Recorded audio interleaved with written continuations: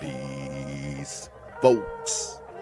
This is X from TPOT Media. Open your mind and wake your black ass up. You know what time it is. Hit that damn like button as you make your way in the door. Grab a seat, settle in, get ready. It's the Grown Man Hour with your host, my man, Bernard Riley.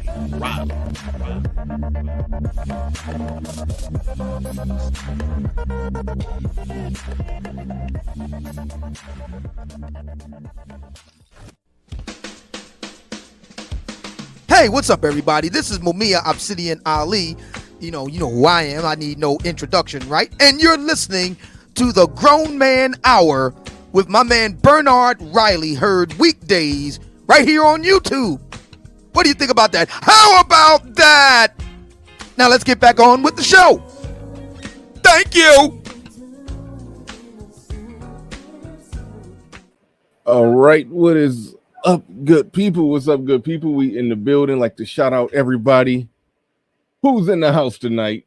Like to shout out everybody who's made it into the house tonight. That I didn't mean to click on that. There it is. That's what I meant to click on right there. Shout out to the early bird squad, those that make it in bright and early. Drop a comment before we even get things going. I see the debate has already begun in the chat room. Ang A says, with surgery, even a dude can have the best body. You're already arguing in bad faith, putting quotation marks on the best body. Not really, though, if you're talking about a fake surgical body. But anyway, Zora Backy Mist said the average black woman body is definitely better than the average woman of other races' body. I kind of, for the most part, take that position.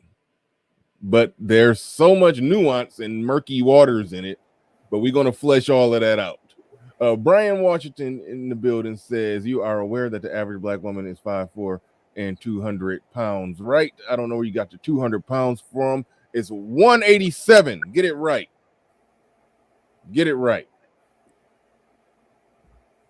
And I think the average white woman is 5'4", 170. I'll pull up the data. But yeah, there's you are right. It's just I don't know why I don't like to round up unnecessarily. I don't like to round up unnecessarily. It's 5'4", 187 from what I look up, and other women are around 5'4", 170. Daryl L. second in the building says, I told you to stay low when you hit the damn A gap, Smalls. Shout out to Creation Muse. Said genetic engineering is closing the gap. The foods/body deodorants. Huh? All right. And hey, some would say, this is the last one I'm going to read. Killmatic in the building says, some would say that the rate at which black men are undergoing surgery for cosmetic purposes is minuscule in comparison to that of black women undergoing surgery for cosmetic purposes. And I think the point that she was trying to make is just the simple fact that it's possible for a man to go and get an Instagram, a female Instagram model's body it is literally possible for him to pony up the cash and get that done. So that just skews and makes the waters very murky when it comes to measuring the best body. You can't. So I understand the point that she was making, but yeah, but we about to move on forward here, and like by the way, how did y'all like that thumbnail? I done got pretty good at throwing thumbnails together, man. I be doing good work. But anyway, GC in the building. What's going on? Welcome back once again. Hey, what's going on? Yeah, I do like the thumbnail because it shows the slim waist with booty. You see, like overweight with booty don't really count as booty. It don't count as gluteus maximus at all. It's just because what happens is when you're too damn fat, the fat from the thighs and the back portion of it sucks up the booty. You see, booty, if you look at the picture, say the one in the middle right there, the curvature between the line and between the thigh and the booty, you see that like gray line? Yes. On the one in the middle, that determines the value of the booty right there. Now, as the thigh expands and fattens, then that line goes away, even though the booty remains the same size, diminishing the overall booty value. So a lot of times, like you see these guys with, overweight girls or the 200 average girls that that the guy alluded to. 187, 187, get it right. Yeah, the 187. Right. Yeah, the 187 girls. It's 187 on Undercover Thoughts. Basically, But no, it's very difficult to have both booty and be fat. In fact, most women don't. They have the same size booty as a slim woman that's been absorbed by the fat. So this is a good picture and a good representation of what booty is. All right, real quick. Well, since we're on the subject of representations, now that right there. Yeah. I'm sure you're definitely feeling that. Yeah, I'd like to bite it. I would like to bite it. Yeah. Yeah. See, now I'm feeling that too. Don't get it twisted. I'm feeling it. I'm feeling that. But that's still I like it. I like a little more meatier. A little more let's see. When I was making the thumbnail, I pulled up a lot of I like to get it be in that territory. In that territory, like that's if we're talking about what's ideal. If we're talking about what's ideal for me. I was doing looking up a lot of I see now that right there. You couldn't get jiggy with that right there.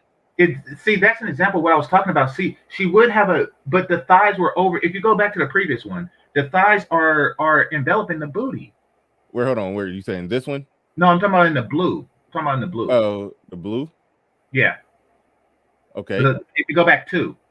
Oh, back to the one in the blue. Yeah. Oh, okay. Yeah, exactly. You see this one right here, no, not that one, not the gray. Damn it.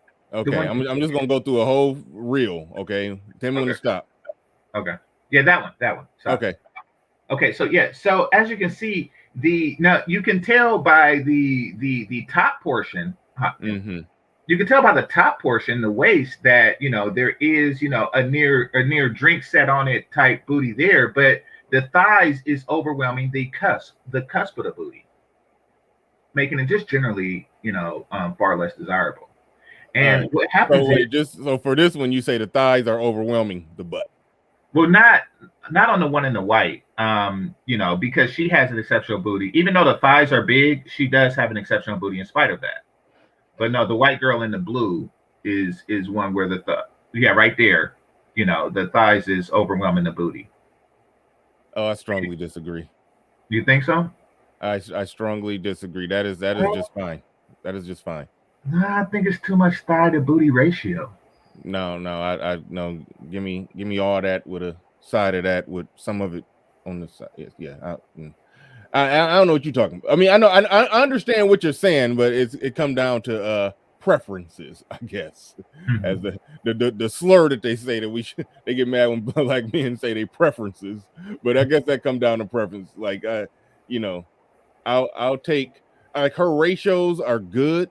right there. Her ratios are good, but I'll take it overall on a thicker No, woman. no. Okay, so when you look at this, you see, I'm not saying that I would kick the one in the blue out my bed. What I'm saying is this is a good representation of booty, and that is a good representation of booty being taken over. It's like a small nation that's about to be conquered. Like her booty is Wakanda before it's been taken over by another nation. That's how that works. All right.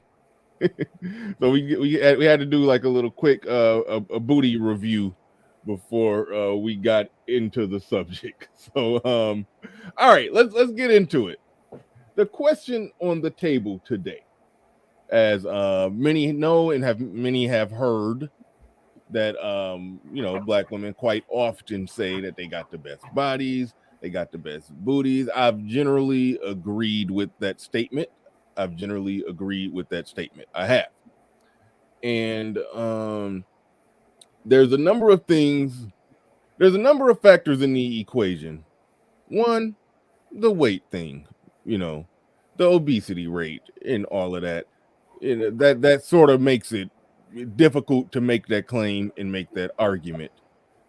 And then there's a question of their natural genetic ratios, ass to waist, hip to thigh ratio, all of that, whether or not they naturally have that going, the better than other women. Mm-hmm. And then this is what's really, I guess, and we'll start right here. We'll circle back to other things. We'll start right here. What's really muddying the waters of that debate, I believe, and we'll start right here, is I think it's the internet. I think the mere fact that even if the percentage of let's just say white girls who got nice asses is lower than the percentage of Black women that got nice asses, the mere fact that on the internet that even let's just say if 1%,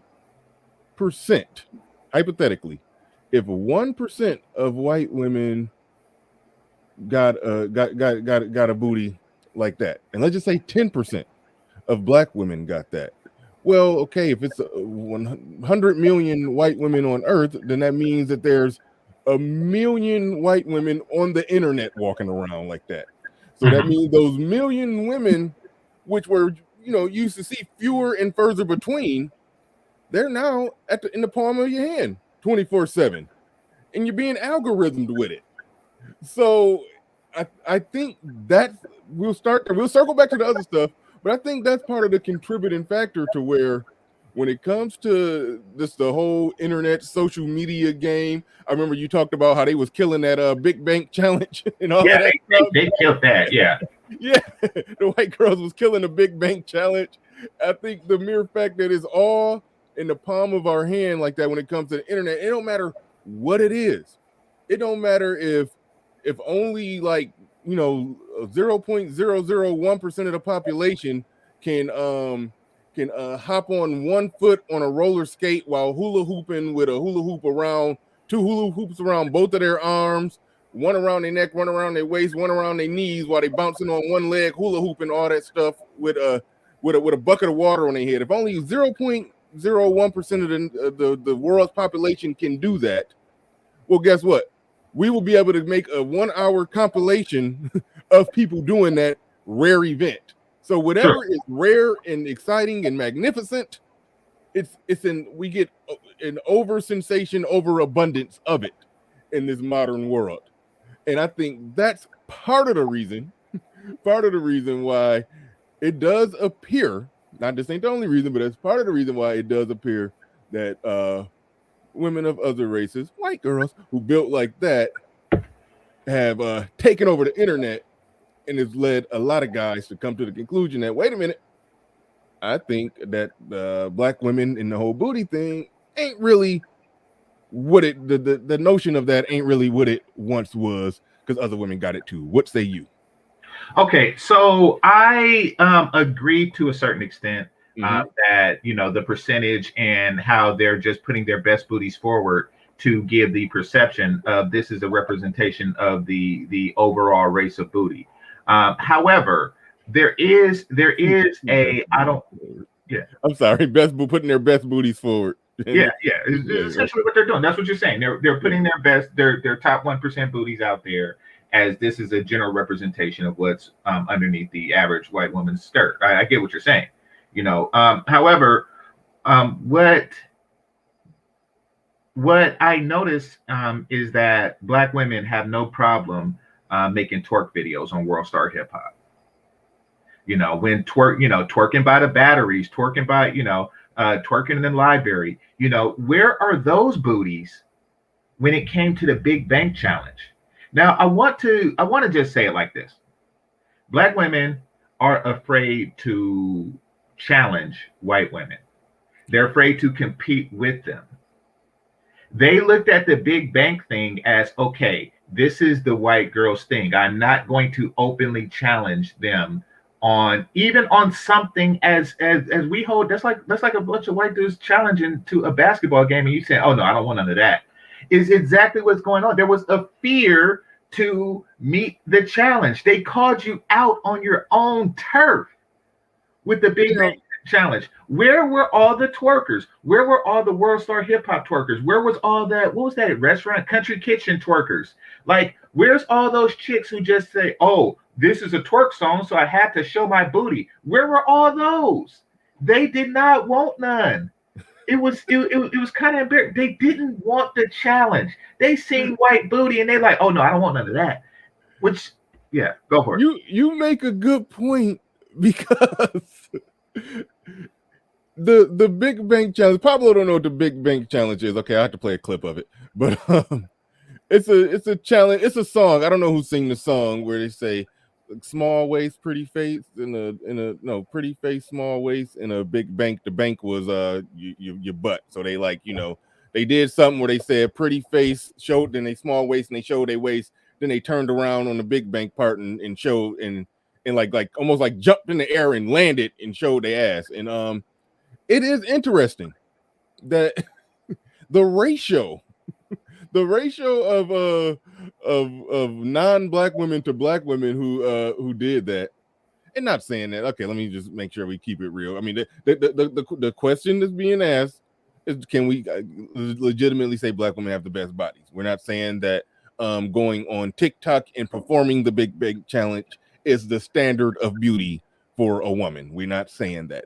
But Game Changer raises an interesting point, is that it does seem as if the ones who normally who did the Bust It Challenge, it did seem like they bowed out of that one. Like they like, too many white girls doing this, we don't want none. It did seem like that. It did seem like that. Exactly. All right, exactly. I'm about to play it. Hopefully you don't get oh dude, I know, but your thing is jumpy. Can't nobody see what's it's jumpy. I'll find it. All right, then let me I'll find it. Yeah, couldn't nobody tell what was I'll put the link what was going on. Yeah, couldn't nobody. Yeah, I'll pull something up. Yeah, but yeah. So that's interesting. I hate to say this. I hate to go there, but I think it could have been that the small waist. If it would have been just the small waist big butt challenge, I think they would have got in and competed. I think they would have got in and competed. I don't know. You don't want to go. You don't want to go waist for waist with the white girls. You just don't. Like, and I hate to say this, but like, I mean, you go to the gym, Bernard. You see those white girls on the treadmill. Do you really want to challenge them? Every now and again, I used to do this. I used to look at the person next to me in the treadmill and try to up my number next to theirs and outdo them. I don't do that with white girls. Like, there's just, they be on that thing for like an hour, at 8.5 and stuff. I'm like, nah, I'm not messing with that. They just stay ponytail swinging for the whole damn hour. No, I don't do that. It's no. Yeah, I mean, I'll out the Asian kid, but I'm not gonna out treadmill a white girl. That's Fair enough. But damn, where were we? But yeah, so they bowed out of the Big Bank Challenge. I never thought about that like that. The way you put it, like they didn't want none because they take every other challenge. Every other challenge, whether it's the damn busset challenge, the damn what was the other one, the little silhouette thing, the all that stuff. Yeah, they do go in on that, but for some reason they let the white girls have that one. They did. That's interesting. But Yeah. but that go ahead. No, you have it. Oh yeah, but I mean, but that's the internet aspect of it when you assessing women's bodies by groups. That's the internet aspect of it. You know, like I said, the internet, it puts an overabundance of everything in the palm of your hand. Nobody knows you better than your phone. That phone algorithm, your algorithm knows you. Okay, the algorithm knows that Game Changer like to see big bank challenges and whatever else you're into. It sends you that, and it Right. sends you an overabundance of whatever you're into, and that's what your perception is going to be. That's what your perception is going to be per the algorithm. So whenever these type of discussions happen, and then people go to online, it's almost like you almost can't use that, because no matter what it is, you're going to see the best of the best of the best of the best, and an oversaturation of it to the point to where if you just stay there and don't use your eyes in reality, or you look at some other way of measuring it, you could lose sight of what's actually going on. So I don't know if looking at the internet just saying, "Damn, look at them girls online." Yeah, Well, I don't think that gets it. I don't think that answers the question.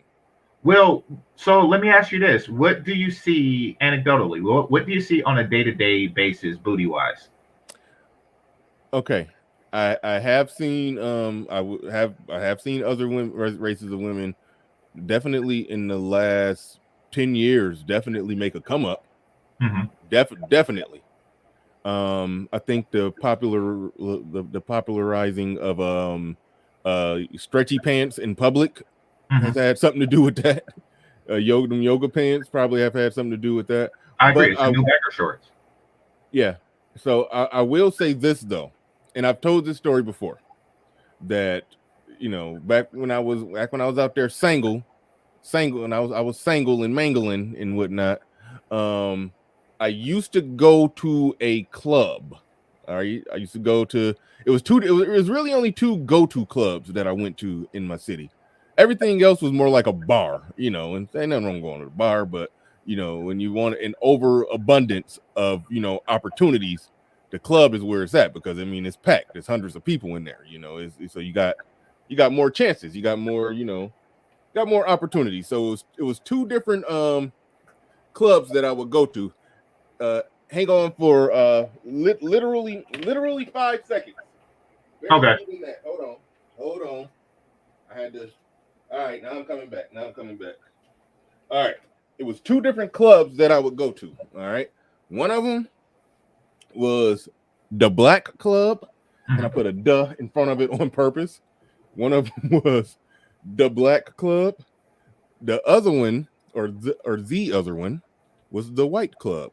And the White Club would damn near be a de facto black club, depending on the night, because it was really a mixed race club. But on some nights you may walk in there and it might be 90% white people in there, but then sometimes it may be 70-30, then sometimes it may be 50-50. Actually liked it on the 50-50 nights. But but the interesting thing that would happen is that sometimes I would end up at both clubs on the same day. Normally, because if I went to the Black Club first, and then niggas got the nigga in, a bunch of niggatry broke out, whether it was a fight broke out, or in the worst case scenario, somebody started shooting. Now, eventually, I said, chasing some tail ain't worth my life. I quit going to clubs in the hood, and it would, well, I guess it would qualify as a hood. It don't matter if it was if where it was located, don't matter if that qualified as a hood or not. The hood came to it. So either way, Yeah. either way, I was in the hood. So there's that. I quit going there, but so when stuff would go down, and then I was like, okay, let me get the hell up out of here. Let me go to the white club where it's safe. And so I would go to that club, and I would notice an instant contrast from the booties I was seeing at the black club versus the white club. And I must say, and this dates back to sometime between 2014 and 2017, so fairly recently. My eye test experience going to the club, and keep in mind, this ain't the general public. This ain't the chick at Walmart with 3 kids in there with a bonnet, house shoes, and pajama pants on, even though some of them do be in the club all the same, but it's still a different environment when they getting dressed up and dialed up and they out doing their thing.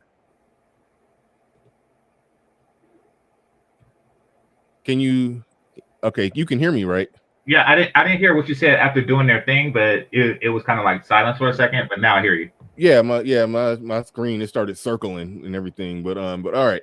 Yeah, so essentially what ended up happening is at the black club, the amount of ass that was in there, I would see the drop off when I would go to the white one. Mm-hmm. But it was different though. It was different type of ass. It was some big asses in there that somebody who's overly critical like you may look at the size of the thigh and the cup and the circumference. You probably would have had a problem with some of them asses in there. Mm-hmm. You probably would have. But I will say that 2014, 2017, in my hometown, I still was of the view, based off my eye test, not looking at nothing online, my own on the ground eye test, I was like, oh, black women are definitely winning in that body game. Them ones who got those bodies where it's just, okay, I'm not about to, everybody wasn't looking like that. No way in shape or form am I saying that. That's not the case. However, the amount of ass that was in there, that was in the ballpark of what you see on the screen, or it was more overall ass in there. But what you got at the white club, you did see some nice, well put together, in shape bodies. You saw more of that. You saw some more nice, well put together, in shape bodies. That was the difference in the drop off, where it wouldn't, you ain't necessarily see, it was some big asses, but it was mostly not big asses. It was nice asses, if you understand the difference in what I'm saying. It wasn't big asses, it was just nice asses. Like, okay, yeah, it's right there. You can see it. And then it would be some that would have that damn, but in the black club, the damn, that was in abundance. But in the white club, going from one to another, like I'm literally like 10 minutes in one, packed black club, checking out asses, to the 10 minutes later, boom, in the white one, I would see the drop off, but the overall, in shape to out of shape ratio was different. The overall, just nice right there type of booty, that was different. So that was the key difference. But as far as just ass, like damn, saw it from the front. Mm-hmm. Black women. Now, let me ask you this. What do you prefer in the ass? Do you prefer fat or muscle in the ass? Because what you see on your screen right now is clearly muscle. It's a good, I'd say 85% muscle, and the remaining 15% that's fat is the portion that's drooping down at the bottom, which is good biting. So, like, which do you prefer? Do you prefer like a juicy, fat, wobbly ass, or a toned ass? Me? Yeah. I take that over that. That's just me. No. Well, put it like this. Put it like this. I'll say this. If I had that every day, okay, I start craving this. If I had this every day, I start craving this. But the one that I could say, if I only could have one, and I couldn't go back. I had to just stick with one. It would be what you see right there on the screen. No, visually, I see what you're getting at, but I'm talking about to the touch. I'm talking about when you grab it. Do you prefer it soft, meaning full of fat, or? I was talking about hitting it from the back, but you talking about just a little grab, squeeze, pat. Okay. No. Listen. Okay, so it makes a different sound when you smack it. When you smack it, a booty with a high fat percentage and amount makes a different. It's more of a muffled cup sound. To where when you smack a toned ass, where you can actually hear the smack. And if they're white, you see your handprint on it a little bit afterwards. Yeah, that's true. Yeah. So like I'm saying, like, which do you prefer to smack? Which is the more smackable booty, pleasingly, whether you're hitting it from the back or what have you? I'm gonna say here. I still go there, even though I didn't think about it. We can't tell if that's fat or I don't know what that is, because like her proportions would suggest that that's a surgery of some sort. But we can't tell like if that's fat or like you could tell when you see it wobble, the amount of after wobble, how much is it fat? That's what I'm saying. Wait, I can actually pull this chick up. Hold on. Okay. I can actually pull this chick up. One moment, please. Wait a minute. Oh wait, hold on. That's it.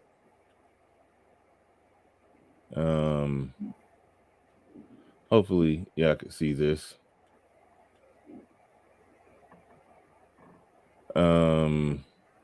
What the hell? Oh damn. Yeah, okay, you're making a. All right, I understand what you're saying there. Understand. Is that the same chick? Yeah, hold on. Yeah, her thighs is eating her ass. That's what I'm talking about. You look at the thigh ratio. First of all, to have a waist like that and a thigh like that would suggest that she has surgery and can only afford the waist. But yeah, like surgery and only can afford the waist. Yeah, her thighs is eating her ass is gone. You see that? That's what I'm talking about, Bernard. I got you. Hold on. Oh no, go ahead, keep talking. I'm just about to just scroll through a few of them.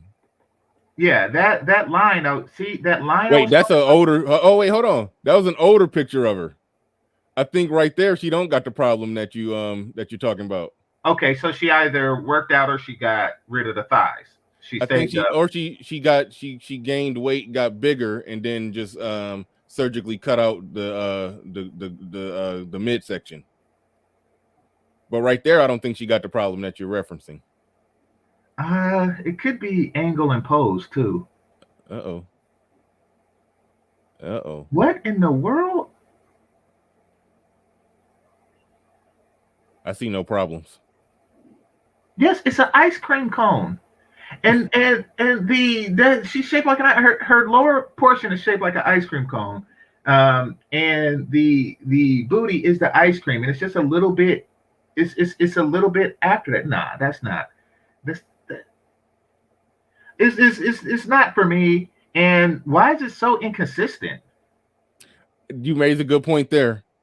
It do be looking different from one pic to pic, but sometimes camera angles and all kind of stuff can do weird stuff, So yeah, you raise an interesting point there. All right, I'm gonna have to get this now. Hopefully I don't want this taken down. It might be showing too much cheekage. All right, so yeah, we're gonna. But anyway. All right. Let's circle back before this video. Damn it! Hold on. Where am I at? I can't find my. Let's circle back before this get taken down. Only show fully closed buttocks. But anyway, hold on real quick before we get going any further. Shout out to everybody who has super chatted. Appreciate each and every one of you. I'm gonna have to go through the analytics to pull up some of them, but super duper in the building. Says white women with a big booty is not new. They always been around, especially Southern old school white women. We're seeing more of them now because of social media. Thank you for the super chat. Appreciate that. Indigenous TV says, LOL, people talking about it's the modified foods. Shaking my head. No, these other races of women are just putting in the work at the gym, especially white women. Okay, now we'll get into that because squatting, it just shape it. I'm divided on how much it can make a butt just really poke out and get round and big. I mean, it will shape it. Well, I that's mean, why I was fairly... asking. Well, that's why I was asking. Do you like the muscle booty or the fat booty? Because yeah, working out won't bring fat to it, but it will. It will. You know, just like a bicep will grow, it will if it's muscle. You know, the glute muscle will grow as well if you work it out properly, and they do. It'll be less wobbly because it's less fat, but you know, just like a bicep can grow, a glute muscle can grow. Right. I am trying to pull up the analytics. There's a few more people that super chatted. I won't be able to click on it, but I do want to acknowledge you. So give me a second on that one. But I was talking about the contrast from going to the black club to the white club. It was more it was more bigger buttocks at the black club than the white one, when I would literally go from one to the other after some junk would go down at the black club. 10 minutes later, I'm in the white club, and I would see a different ratio in asses. So I was talking about my experience with the eye test, where I had a good eye test where they're out and about, they dressed in their nice clothes, they actually trying, and I'm looking at one group trying their hardest, look at another group trying their hardest. The ones who had the most was the black women, but then ratio of, in shape bodies, or not necessarily big asses, but just nice asses. Yeah, it was more of those with just, with white girls, just a nice right there, nice put together ass. So we talked about the social media thing, but your eye test, what is your eye test saying to you on women in asses, and whether or not black women still got the best body, best ass, best all that, whatever? Okay, so my eye test is difficult because ass is not like top priority for me. Meaning that what is feet? Well, face really. Okay. But I don't know. I'm sorry. I apologize. I don't know why you just seem like one of them feet dudes. But anyway, so face. Yeah, I'm not a foot dude. I don't. I mean, everybody has their fetish, but no, I like full lips and almond eyes. Now, you see, here's the thing. A woman has to meet certain base criteria before I even want to look at the ass. The ass is something that, is harder to look at because it's in the back, But like, if a woman is walking towards me and I see a pretty face or something like that, I would then explore and say, I wonder if she has ass too. Mm-hmm. And she must have a small waist for me to even look at the face, because why? You're disqualified. You're like that person that took the SATs and pen. There's no reason to score it at that point. You've already failed. Like you didn't get your name right. Now of the black women who meet those two criteria, I will say they do have the booty. They do have the booty in higher concentration than the non-black women. However, it is within a standard deviation of it, meaning that the white women are becoming so close that it's almost negligible. The gap is almost negligible. So, I have to point that out. Also, I have to point out the different types of dress pattern that is between black women and non-black women that makes it more difficult to determine. Like the yoga pants thing is far less common amongst black women. So the black women that's listening, we want to see more booty, and we want to see more dresses. More importantly, tennis dresses to be exact. Booty shorts, and if it comes down to it, We prefer French cut panties. These are things that accentuate the booty. So I see less of that, and I see far too often too many jeans and slacks when it comes to black Oh women. wait, hold on. I don't know if you can hear that, but that is a YouTube commercial playing. That shouldn't be sound heard right now. All right, my bad. Okay, good. All right, go ahead, carry on. I had it. It interrupted me. It didn't interrupt you. My bad. Go ahead. No worries. So far too many jeans are being worn by black women, meaning that they might have a landslide victory. However, the strong fabric of denim, kind of muffles the ass a lot. Where the yoga pants allows the ass to come through the thinner fibers, and it accentuates it more. So the dress pattern of a black woman is a little different than white women, making it difficult to determine if she is her glute level. I like booty. I like to look at a booty and some. Yeah. So take this one for example. Take this one. You can still see it's there. You can still see it's there. However, in the yoga pants, it would come out more. What the denim does is it kind of works as an ass girdle, suppressing some of it, but not all of it, the way girdles do. It works as an ass girdle. Now, if you were to see the same girl with the booty shorts, you would see more booty. And I had to Google French cut panties. I didn't know what the hell those were. That is what you said, right? French cut panties? Yeah, French cut panties, yeah. Yeah, I don't. Okay. They do something for the butt, apparently. Well, it accentuates the portion beneath the French cut. Yes, absolutely. Okay. All right. It highlights the best. It doesn't really lift it or anything like that, or make it bigger. But what it does is it covers the part of the booty that I prefer least to see, and that is the crack in the top portion, unless they have those dimples that you put your thumbs in. I don't mind that, but really my focus is the bottom, the cusp, and that's what the French cut leave for you. Now, some people were saying in the chat when you were talking about, fat to muscle ratio and all of that and whatnot, you do understand, or just there's a such thing as a woman that just too muscly of a damn booty. Like I agree. That's why I asked, what's your balance? Yeah. Okay, good. I was just making sure.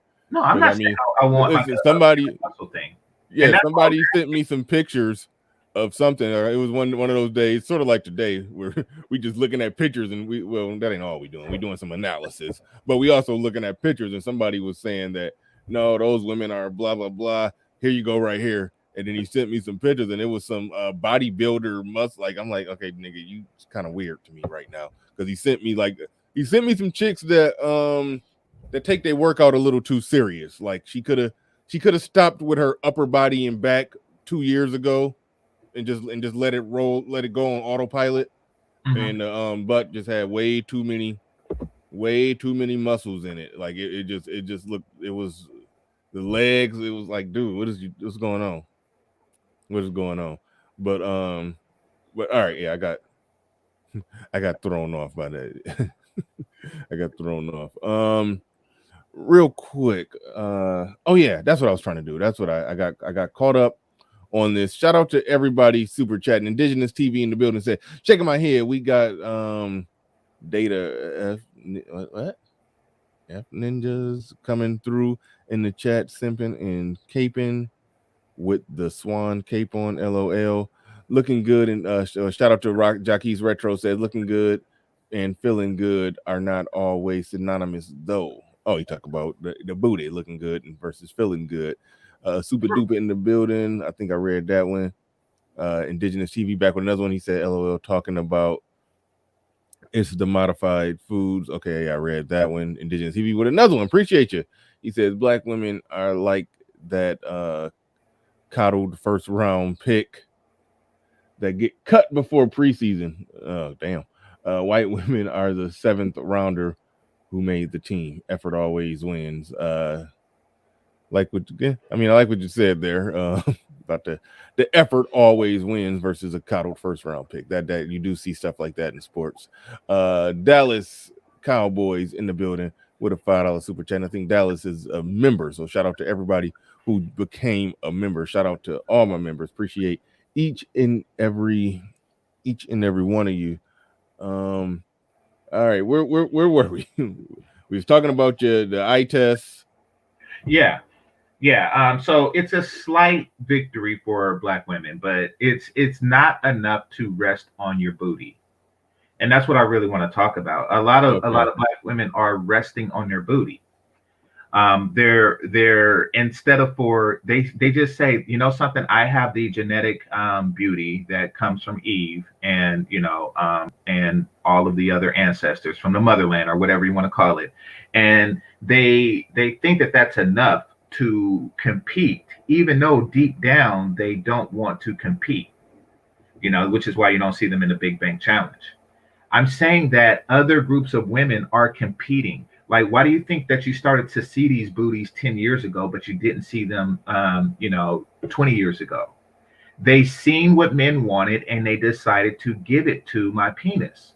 So they must understand that, other groups are coming for you. Now, I don't get the sports reference, but you're right. There's effort involved in it. And a lot of these, non-Black women are making the effort. They're trying to take your booty away from you. They're trying to take the advantage that you gain through booty away from you. That they gain through genetics, really. Yeah, that they have through genetics. They're trying to take that away from you. It's kind of like you're not training, and it's kind of like Obsidian. Well, it's kind of like Edward Anderson, beating Fantastic in basketball because Fantastic failed to train. How tall is Fantastic? Like 6'5"? Yeah. It's so he has a genetic advantage. But if Edward Anderson out-trained Fantastic and won, it's like, you see what you did? You lost your genetic advantage. You lost your genetic advantage of height, and you squandered it. And far too many Black women are squandering their genetic advantage. And you can see it with things like the Big Bang Challenge. They're telling you, they took the white gloves off and smacked you on the booty with it, and challenged you to a booty off, and you refused it. Why? Because you know that they're coming for your booty. They're coming for all the men. You built up a market for it. You and Sir Mix-a-Lot built up a market for it. Yes, they did. Exactly. And now these... Just hold your thought real quick. I've been making that point. They built that market against all odds, okay? At the time when Sir Mix-a-Lot made that song, keep in mind, coming out of the 80s, it was the blonde bombshell, skinny, and in some cases, straight up and down skinny with big breasts, and like that was what was that was considered the ideal body. All right? Barbie doll, yeah. Kelly Bunny. Yeah, exactly. And in the face of all of that, Black women who had a different makeup, different setup, and most specifically, let's point out that Black men saw what we saw in our women and liked it and loved it and promoted it, really, and made it popular and made it the thing and made it the trend and made it the thing that really everybody wanted to be. We like that standard was set, okay? And then other women who are competitive when it comes to beauty said, okay, this is what it is. This is what people like. This is what men like. They like bigger booties now, okay? And they were just like, all right, game on, bitch. And they went in and competed and now they're in the race. They're in the race where they historically was never even in that realm.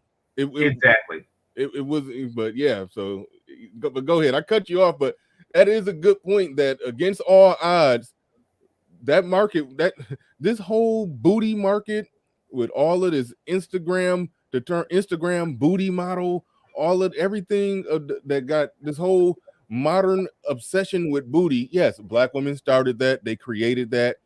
Other women saw what it was, and now it's almost getting to the point where the rest is history. But yeah, go ahead. I cut you off, but go ahead. Well, no. You bring up a good point because that is our gift to them. Our appreciation of your booty and promotion of said booty is a gift that black men has given black women, and now they are taking that gift away. I mean, who else promotes their women while other men are listening? But we want y'all to feel beautiful. We want to say to the world that we appreciate our women's beauty type, for this particular reason. And the same thing with lips and things like that. And yes, and once we do that, once we say this is an area that you excel in, that we appreciate, and we are going to assure that other groups of people appreciate it too. But then they lose it. Like, why do you think these Angelina Jolie chicks start popping out of nowhere? It went from the Barbie doll standard to the Christina Applegate standard, Kelly Bundy. It went from that to the Angelina Jolie standard. The darker features and full lips and stuff like that. Then you have the Jessica Albas and the Scarlett Johansson. They all had those plump lips and a little bit of booty. So they every time we promote something for them, another group comes and they compete. And ladies, if you don't compete, then you'll lose.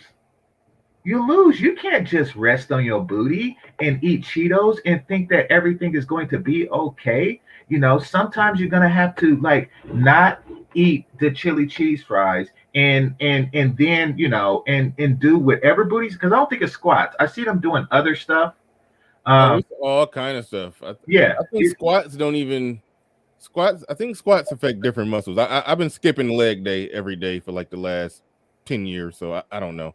But I count the treadmill as leg day. Like I count that as because you're using your legs. It's my excuse, but I don't like leg day. Yeah, I've been skipping the elliptical too, so I've been just So anyway, but I don't do legs. All upper body, but but damn it, where was I at?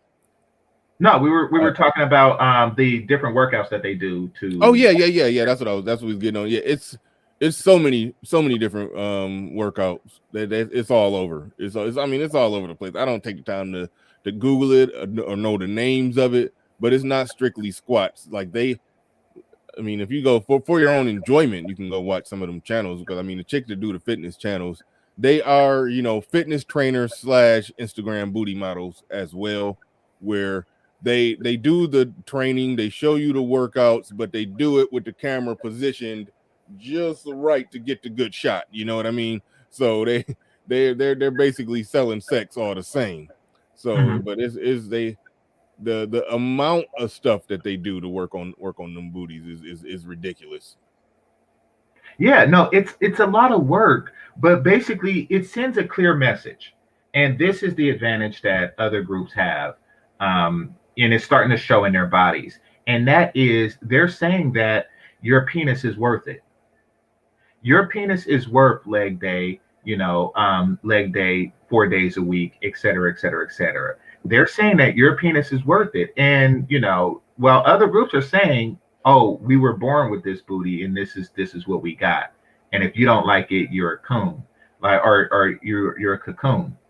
That's what they're saying. You saying that's what black women are saying? That's what black women are saying. Okay, yeah. More of a take me as I am mentality. And what's happening is you're going to be overtaken, like those countries that never upgrade their weapons and they find themselves bringing a spear to a machine gun fight. You don't just say I'm bigger and badder, take me as I am. No, you constantly improve and prepare for, because the competition will do that. Yeah. Hold on. Moderators. Yeah, stay slipping on your pimping. I know a lot of people here may very well be subscribed to Game Changer, so maybe that's why y'all forgetting to drop the link, but always drop the link. You never know, we may have new people in here who are definitely enjoying Game Changers commentary, and if they want to go and get more of that, I am right now as we speak dropping the link to where you can go and subscribe to Game Changer. Moderators, copy and paste that and spam it out spam it out through the chat. Spam it out through the chat. Y'all slipping on your pippin. Y'all supposed to have been had that spammed out through there. And hell, half the people here don't even be subscribed to me. So go ahead and do that. Subscribe to me, Nuruddin. I was about to say, I bet he said something about Latinas or busty Latinas. He said it's not just the white women that are in the gym, it's those Latinas that are in the gym that I see now, and they look good too. Thank you for the super chat. Appreciate that. The point is that it's a race. It's a race. It's a competition, and the prize is my penis. Everybody else is running. Well, this one group is walking fast. Now, don't get me wrong. For now, your fast walking is able to compete with the runners, but pretty soon that won't be the case. Yeah, it's getting to that point. It's still in a place, and we like to be real precise here in the sphere when men get to talking. So we still in a place where it's hard to really quantify it. But one of the leading ways of quantifying that is looking at the just the weight, the obesity rate. And it's something that you drive to point home. You draw a much harder line than most, where you just look at that entire everybody in the 80% overweight zone, just flag on the play, need not apply, and again, it's worth pointing out these two distinctions. Okay. Other women, when it comes to being overweight, they are floating and hovering, either right around 70 or just below 70. Black women, 70%, by the way, that's what I mean, 70%. And black women are over 80% when it comes to overweight. One could argue, like somebody has argued on my show, that not that much of a difference. That's just part of the condition of how we are in America. It shows flaws of the BMI. Everybody is fat. Everybody eat too damn much. And that's just the condition and state of America. And as I pointed out, I pointed out multiple times because this discussion has came up multiple times. The first time it happened, I wasn't quite ready for that. I had to look it up live on the air to make sure I got it right. But when it comes to obesity, yeah, it's 56% for black women. Everybody else is somewhere in the somewhere between 36, 38. So it's a big jump when it comes to the obesity. Okay. Yeah. And I can entertain the argument that, hey, it's a lot of everybody in this country is comfortably over 50% when it comes to being overweight. I can entertain that argument. I can even accept, even though I know you don't, I can even accept that there's a percentage that fall within that overweight category where it's in the right places, like that chick that we just talked about, that chick that I was just showing. I'll go ahead and pull it back up. Anybody ain't seen pictures in a while. Even this chick right there, she's clinically overweight. She may very well be clinically obese. Who knows? But like that. So the point that I'm making is that there are some that are overweight that are definitely doable. This woman may very well be clinically overweight according to BMI. So I doubt she's clinically overweight. Okay, so the previous one, yeah, but I doubt this one is clinically overweight. Man, because she only has like an extra pound and a half of ass. So you would be shocked. A lot of these chicks be right on that line of overweight. Mm-hmm. A lot of them be right on that line. Even Buffy the Body, because I looked it up, because that's when I first started paying attention to. I found out what BMI was sometime back in 2006 or 7. I know what it was. Found out what it was, and I saw that, man, that's because I've always been a big dude myself. All right. And I've always been being a big dude. I'm talking, I was 6'1" in high school, 6'1", 220, but still, had a flat stomach. So I was that stocky dude. I mean, I people just looked at me like, damn, you play football, even though I was more of a basketball player. But I was that dude. NFL linebackers, for example, they be 6'3", 245 pounds in shape. You know, when you Yeah. when you're big and got muscle. So I had my initial reaction or introduction to BMI. Like, wait a minute, I'm clinically overweight. I'm damn near obese walking around here. What are they talking about? So then that made. I mean, but I know that I'm talking about when I first found out what it was. That was my thought process. Even though I knew I was just fine, I knew I was in good shape. But that was my first thought process. Like, wait a minute, it's some bull. But then eventually, you know, I figured out that okay, that you know, it is what it is. It's not a perfect thing. Every guy ain't walking around like a in shape, you know, stocky linebacker who got a flat stomach but still over 225 pounds. That's not everybody. So obviously, I mean, it's not the majority. So obviously, there's going to be some discrepancies when you if you draw a hard line that anybody that's over that, anybody who's 1 percentage point in the overweight category of the BMI, you run into some problems when you draw that hard of a line.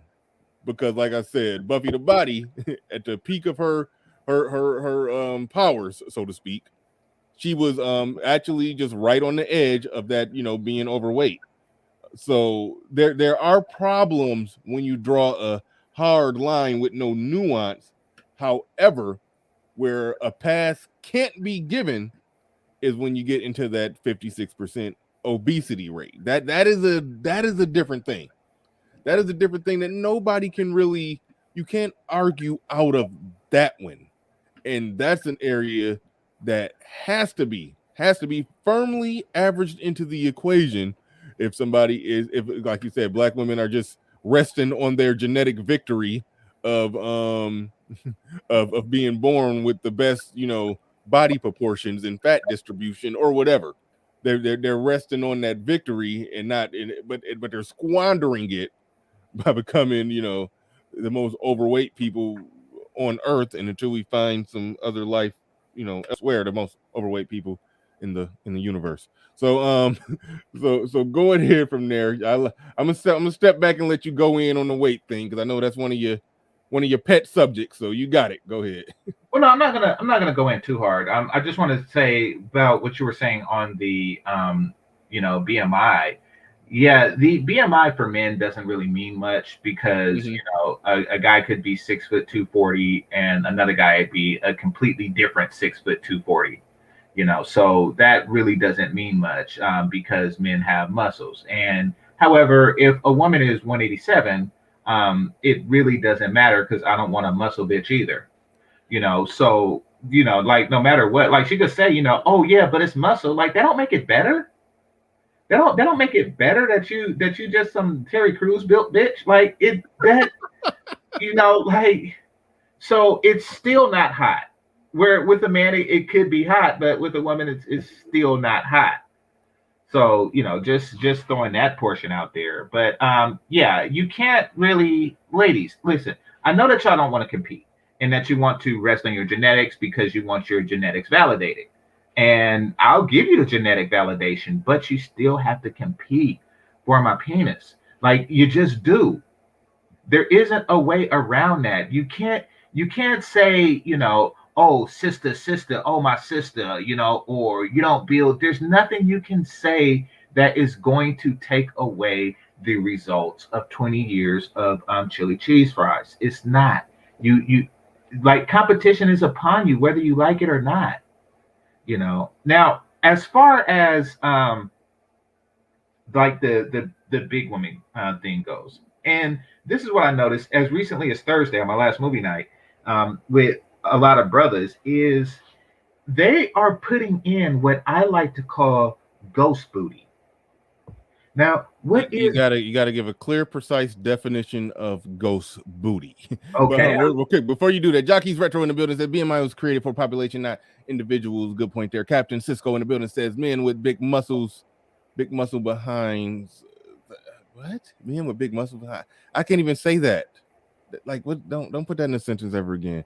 Throw powerful left and right hooks, Tyson Frazier. But I'm Tyson's strength. Do with his behind though. Yeah, Tyson's strength came strictly from his arms, and that's our story, and we sticking to it. We're not going to give his butt muscles credit. Okay, we don't do that here. Okay, we don't do that here. Well, I hope not. I hope people that got knocked out by Tyson in the 80s didn't get knocked out by his ass. Like, dang. There are some mechanics to throwing a good punch. No, I get it. You put your whole body in it. But it's even more thigh than glute. Like, yeah. The glute is to lift your legs up. No, I get what he's saying, but it's like, dang, he put his ass in it too. Yeah.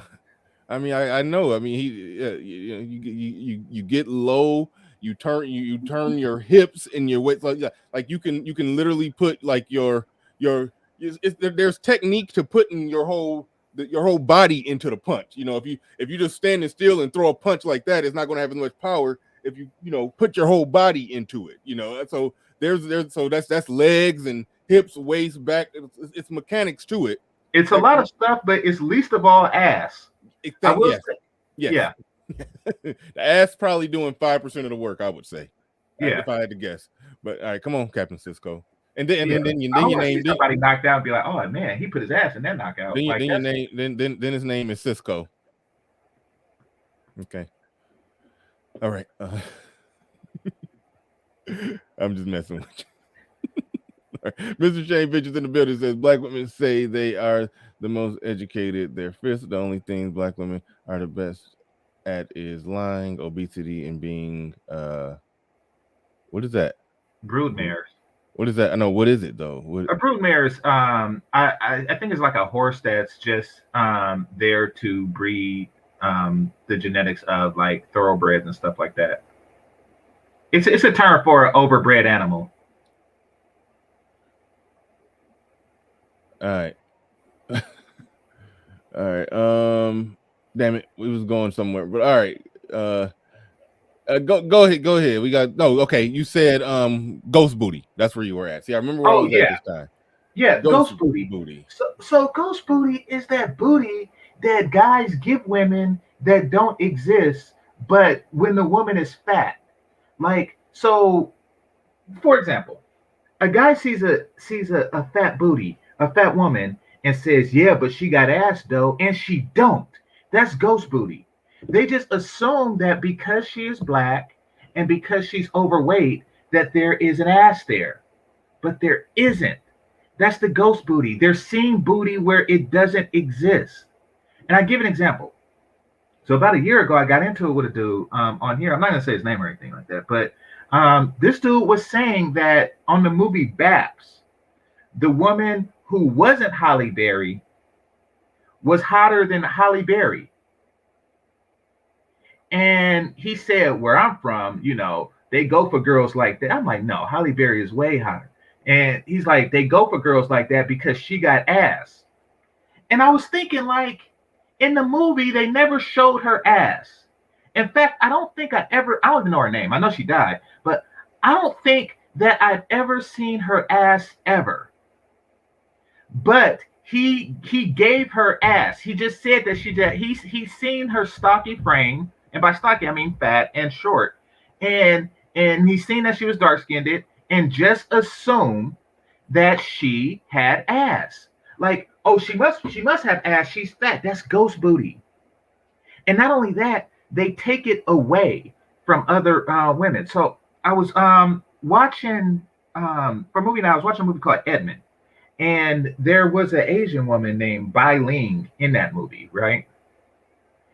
And for those of you who don't know this, Bai Ling, they can only have one Oriental woman in Hollywood at a time. So when Lucy Liu left Hollywood, Bai Ling came in. And now that Bai Ling is leaving, I think there's another younger Asian woman that's coming in. But the point is that they only have one Asian woman in Hollywood at a time. And this was it. This was Bai Ling. So Bai Ling is a slim woman. And the guys I was at movie night were saying she don't have no ass, but they didn't even see her ass in the movie. They just assumed that it didn't exist because she's slim and Asian. See, that's ghost booty. It comes and appears. You don't actually have to see it. You just assume that it's there. Kind of like, and this is a good thing for me and for you and for everybody else. Kind of like it's there's ghost penis too, and that's the penis white women assume that you have when they see your dark skin. Is that's ghost penis. There's a lot of darker skinned little dick brothers out there, but they just assume that it's there. They just assume that when the draws drop, it's gonna be big. But it's the assumption of booty with a particular shape and physicality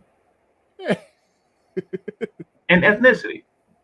Man, he said ghost penis. And it's truth in that, where there are some women who, yes, they operate under the assumption if you big and black that you just got to be packing. That's it's they're gonna take their chances there, and they're gonna take their chances with the stereotype. True. You know, versus, you know, and it's a real thing. It was actually a study done where, like, women would be they're just as likely to engage in casual sex as men are, you know, short, you know, casual sex or one night stand sex, if they two factors. One, they're not really related. If it was their celebrity you know, crush or whatever, then they're just as on board as the average guy is with, you know, with you know, a woman he meet at the club, if it's their celebrity crush. Or if they heard or knew or somebody, if a guy has a reputation of having high sexual prowess, then they become more likely or just as likely as men to hop in the bed for a quick, you know, turnover, no investment, just could be one night stand. They don't care. They'll just hop right in the bed. They don't, because they don't want to risk it. They don't want to risk adding a notch to their body count on some penis if it ain't going to be good. So if the reputation of high sexual prowess is there, then they are likely to hop in the bed. That's why, you know, the term, you know, the more pussy you get, could very well be, you know, that becomes a thing. They like, oh, everybody's had sex with him, it must be good. But that's one area where, yes, we do have an advantage, because if you are tall and dark, you are assumed to be able to put it down in the bedroom. And so, yeah, there are a lot of bigger, bulkier black dudes who have benefited from that. But I don't know if I'm pretty confident there's nothing genetically that makes a tall man junk be any bigger. But I'm about to get into that. Somebody gonna clip it if we have this conversation. Yeah. But you know, I understand the point. The assumption being there increases your probabilities if you have a certain stature that is correlated with being able to put it down in the bedroom. But the other point that you made, Super Soak Chaser, you're not blocked because I can see your comment. And Darth Low T Trademark, thank you for becoming a member. I don't know if you just became a member or you became a member yesterday, I forgot. But appreciate everybody who becomes a member. And real quick, I was about to show something. Well, I'm gonna go ahead and pull that up on the screen before we wait, no, damn it, that's okay. I didn't pull up on the screen what I meant to pull up on the screen. But give me 1 second, because man, that comment that you made, it's two things that you made. So I got two ideas in my head at one time, and we got to get to Fantastic's super chat, because he's he validated or cleaned up. He cleaned up Captain Cisco's comment by saying, yeah, I misread what he meant. I didn't misread it. I read it literally because he said the strength was in the booty. You explained it a lot better. You saying the butt muscle is one of the largest muscle groups. That is true. And you said, but it is the largest muscle group in your body, and torque is generated from hips more than arms. Yeah, like explaining how torque is generated from hips more than arms, and how you can put your whole body weight into the punch. That's how you really truly knock somebody out. People don't knock. Well, some people can if they're real good, but most people not knocking people out with, you know, just standing straight jabs or straights. You know, yeah, they gotta put their body into that punch. So yeah, but it's a lot at work. Hips are at work, or the technique and how you twist. All of that is at work. But he just went right to the ass, so that's why he threw us off. And you gave the 5%, which is generous to me, you know. But you said something real good about how the ghost booty, as you defined it, it works in the opposite way, that when you assume someone doesn't, that's a very pleasant surprise when, like, okay, it was a girl, and yes, this was a woman of European descent who she didn't flaunt it. It wasn't, it wasn't for whatever reason, it just wasn't easily visible. Could have been the way she dressed. Could have, maybe she had on some weird mom jeans or something in a long button-up shirt. I don't know exactly what it was, but I didn't know that she had ass until she was bent over in position, and I was like, damn. But that's an example of it the other way, where you say they giving props to ghost booty to the chick, like right here, where somebody, I think I know who you're talking about, but I ain't even about to. Somebody said her name. What is it? Not. Oh yeah. Oh, you talking about the person that said it? Yeah. I think I know who said it. I'm not going there, but they looked at her and said that, yeah, but she got ass though. And like, that's like, you can't exactly do that. It's like the because of the size that she is,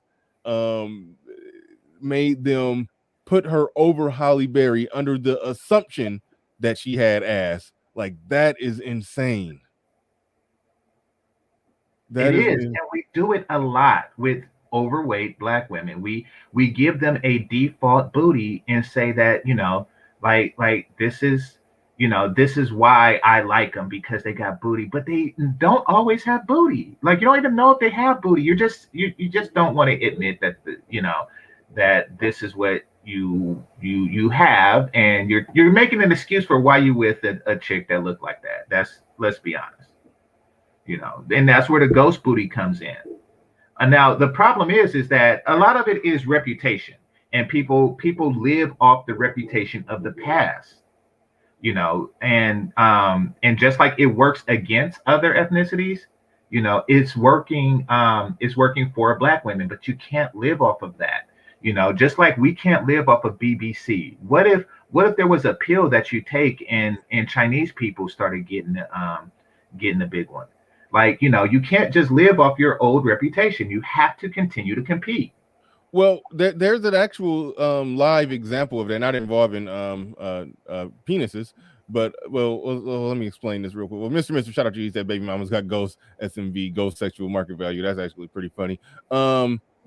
A live example of that I'm noticing in sports, and I know you don't watch sports like me, but Black men for the longest have been genetically the most gifted on average on a bell curve.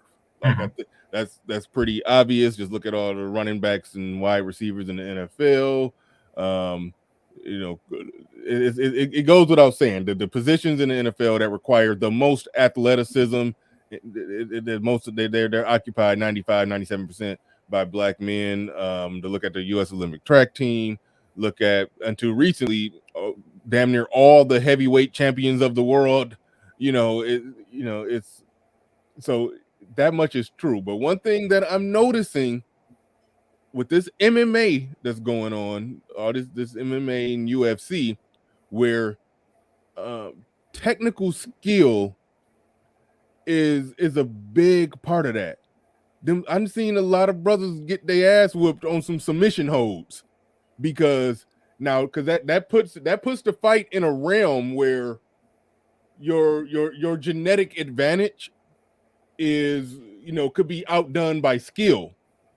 And so it's getting to a place when it comes to the whole fight game, if brothers don't get their skill up and they just operate on some, I'm gonna train, I'm gonna be good, I'm gonna train, I'm gonna work out, I'm gonna do stuff, but the all the hardcore technical skill, a lot of them I've already seen the Black win to loss ratio change when it comes to combat sports. I do think black men are still winning more, but even in boxing, I've seen more L's lately. I don't got data on it, but that's a situation where we clearly have got a genetic advantage and has had a genetic advantage for years at a percentage rate. Yeah, 100 years. But there's a certain level of skill that can get you in the game, especially with the MMA when it's submission holds, because that's an equalizer. But even in boxing, I'm noticing more L's when it comes to skill. Somebody that may not got as much knockout power, may not hit as hard, but if they just got good technical boxing skills, they can get in there and get that win. So that's an area where when it comes to sports, or there's some sports that it don't matter, but there's certain combat sports where you could where if your skills aren't up to par, a lesser man will whoop your ass.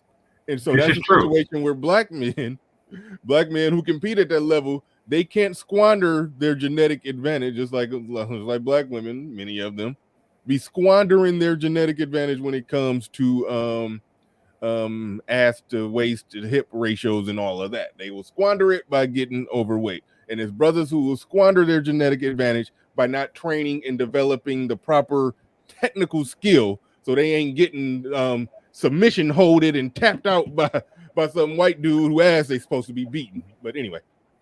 Well, no. Somebody, Jacquees brought up Jacquez, I think it is, brought up a very good point when he says Kimbo Slice is a good example of this. Oh yeah. I mean, yeah. That's a perfect example. I don't think he ever actually won a fight. And rest in peace. I don't think he ever actually won a fight in the professional MMA world. Oh yeah, he did, but Houston Alexander, yeah. But his whole MMA experience, it was overall underwhelming. There was a few fights where he was losing the fight, but he just ended up catching him with a good punch, and then he ended up just punching him out and winning. The black female boxer who actually from Flint, that's 30 minutes away from me. She's from Flint, Michigan, and Carissa Shields.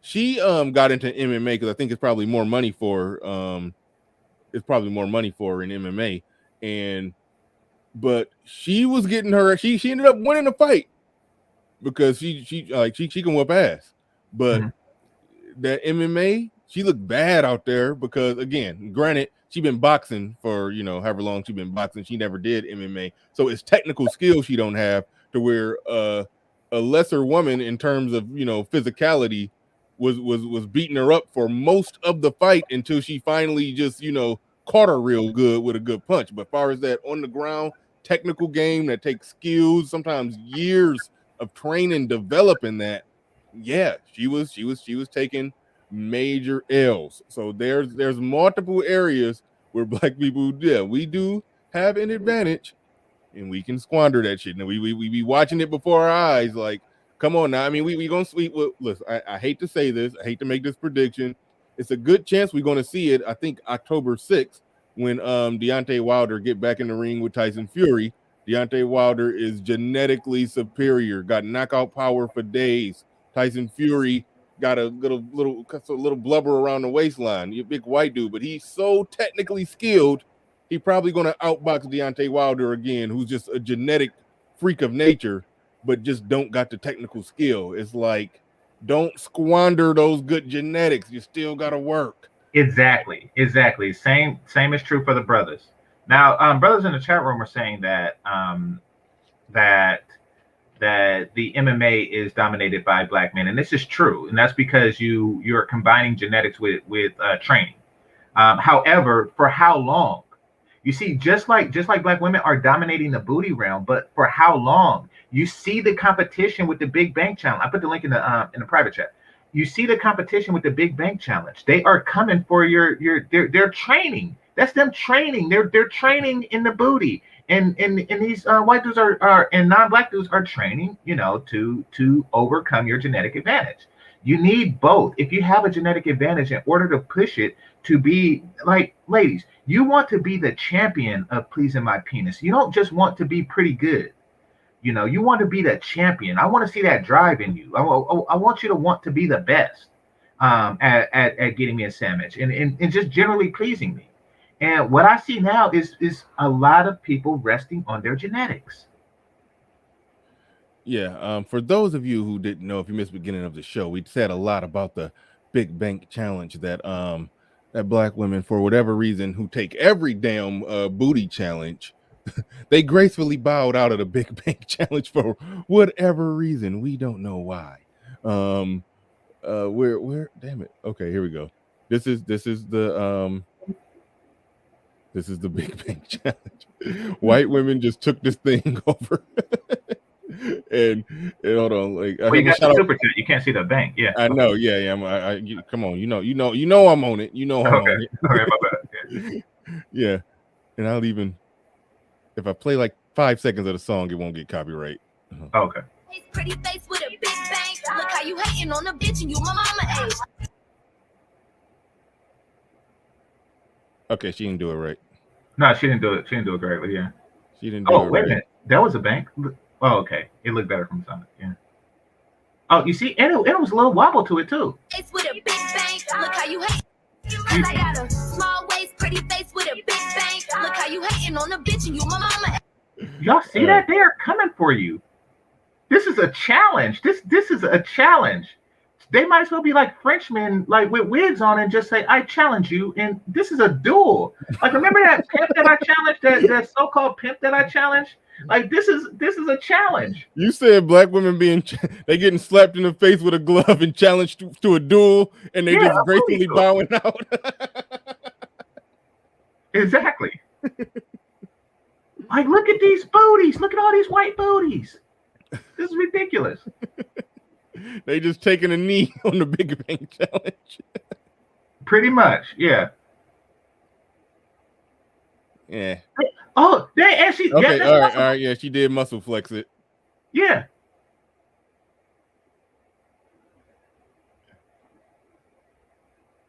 Yeah. Some of them. All right. Okay. Here. Oh, you see that? Oh, I got vertigo. Wait, you see that one? See, that's the hating on. I got a small waist, pretty face with a big bank. Look how you hating on a bitch and you.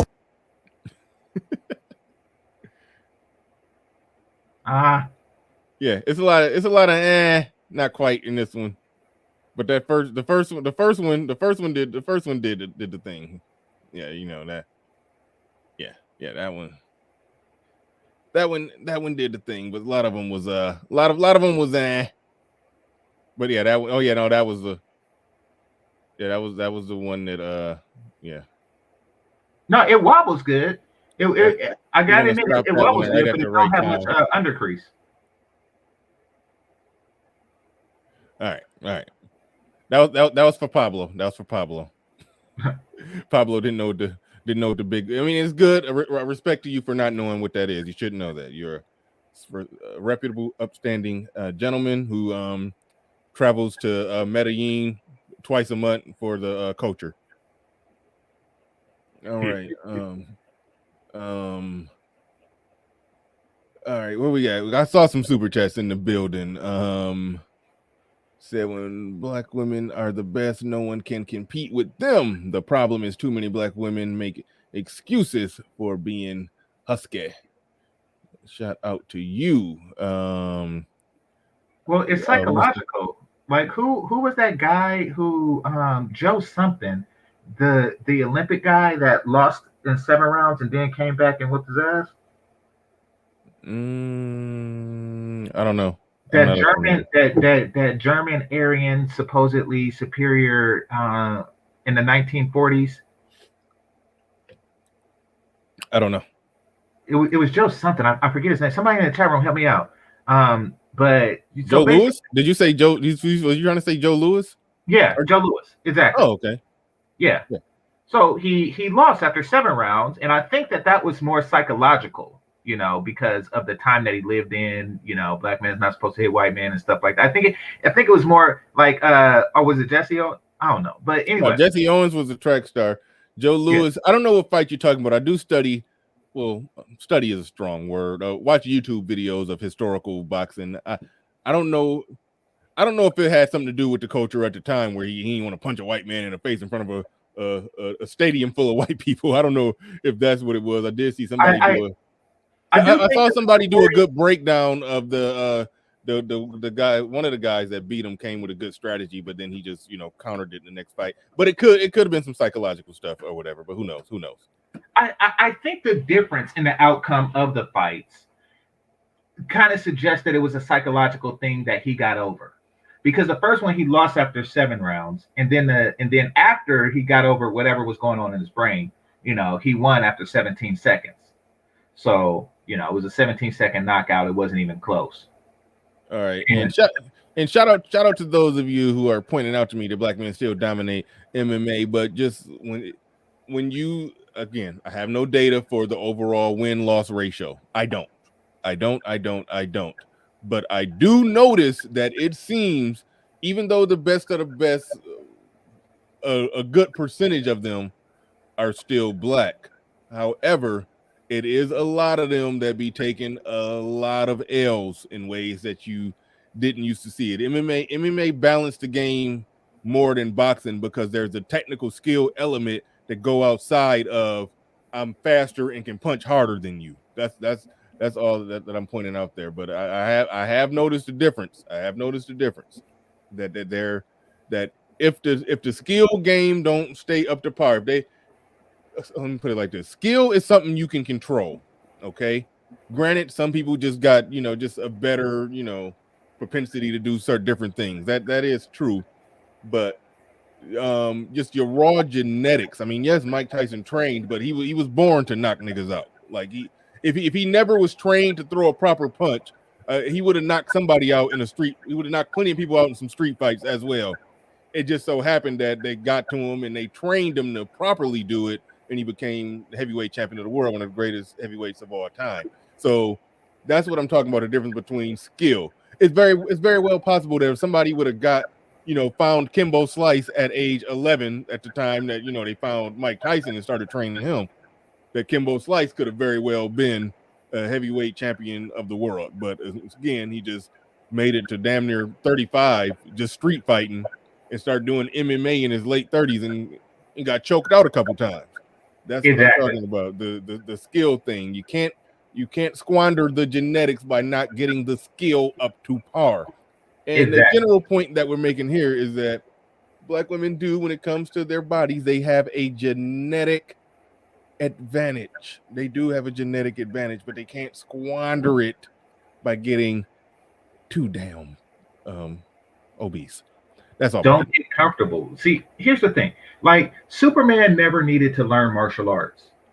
You never really seen Superman having to martial arts somebody because he's Superman and he's like, I don't really need to know how to fight because Krypton. Like he sits on that. But Goku, he stayed training and that's a good point. He stayed getting better. He's like, listen, what if another Saiyan comes out of nowhere? I want to be prepared. This isn't a game. I got to be prepared for just in case. It's not enough to be like the baddest mofo in a planet full of humans. It's you got to be the best just in case somebody else. He stayed training. Yeah.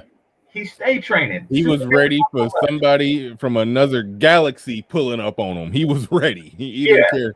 He didn't care where his next fight came from. He was ready. Exactly. But Superman is fictitious. Damn it. I know he's fictitious. What, you think I asked him for his autograph and shook his hand? I know he's not a real person. You're missing the point. The point is that don't rest on your genetics. Goku, he don't rest on his genetics. He don't just say, I'm a Saiyan and, that's that.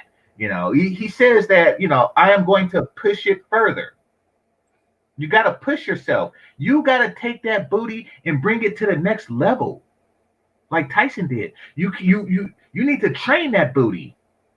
You need to enhance it.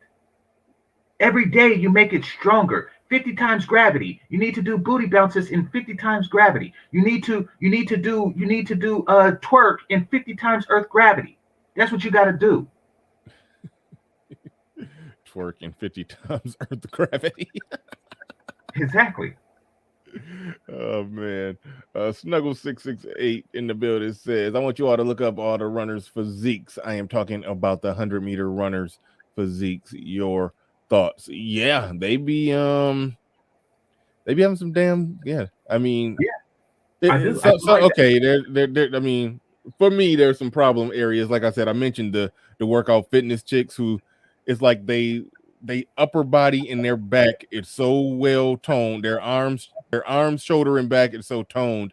They can just leave that alone and don't work that out for the rest of their life, and they'll be good. Just I mean, but I don't like that. I don't like the muscle arms and shoulders on women, but so I don't either, but some of those. So the point I'm making is some of those fitness running.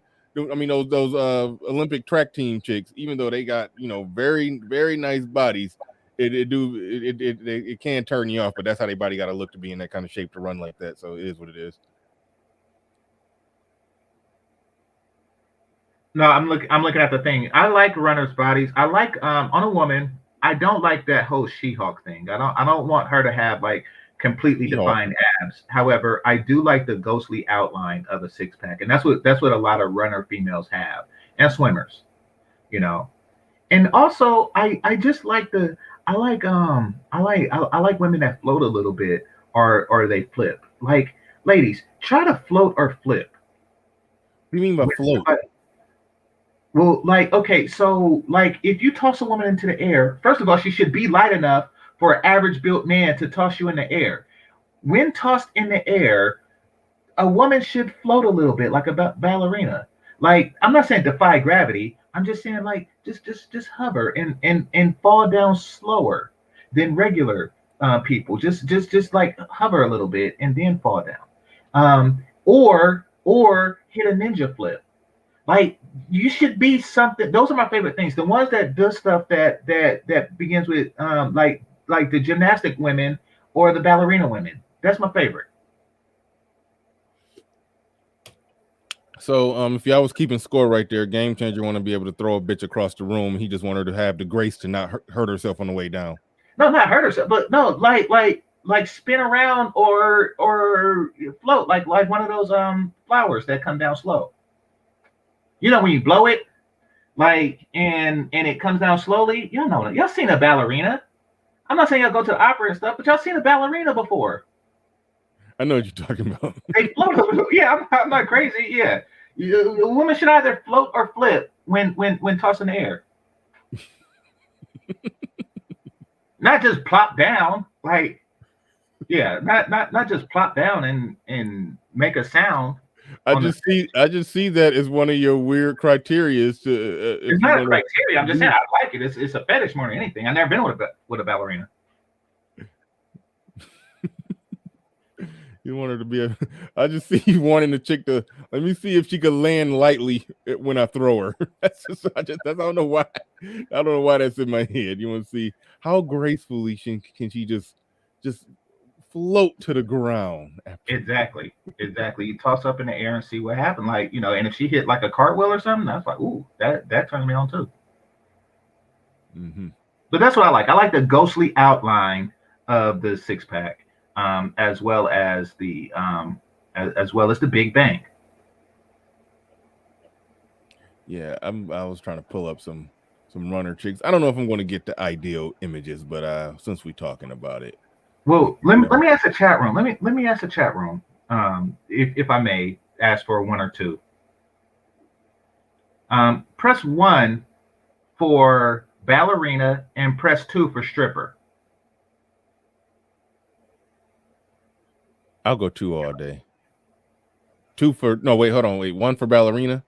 Yeah, 1 for ballerina. Oh, I'm sorry, I go 1 all day. I go 1 all day. Okay. Yeah. I look forward to the day that ballerinas start stripping.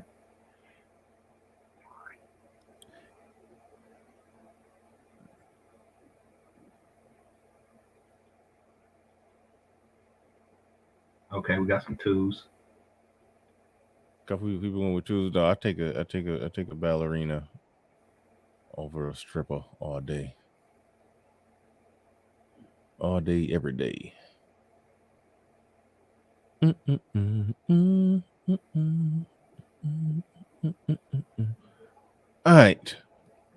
right. We've went all around the mulberry bush. If that's, I don't even know if that's officially a thing, but I'll drop it out there. Drop the link in there for a little bit, But I could wrap this one up. I ain't got to swing a full 3 hours on this one. But make sure y'all drop the link. Drop Game Changer's link in the chat.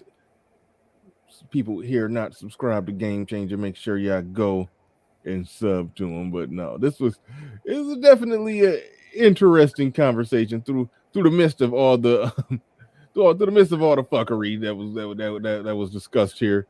It was a message. There was some medicine wrapped in the ice cream or in the candy or whatever that squandering a genetic advantage is a definite no-no. Definite no-no. Shout out to Fantastic in the building. Pablo in the building. Okay, I see you, Pablo, trying to get that setup going up there. I see you.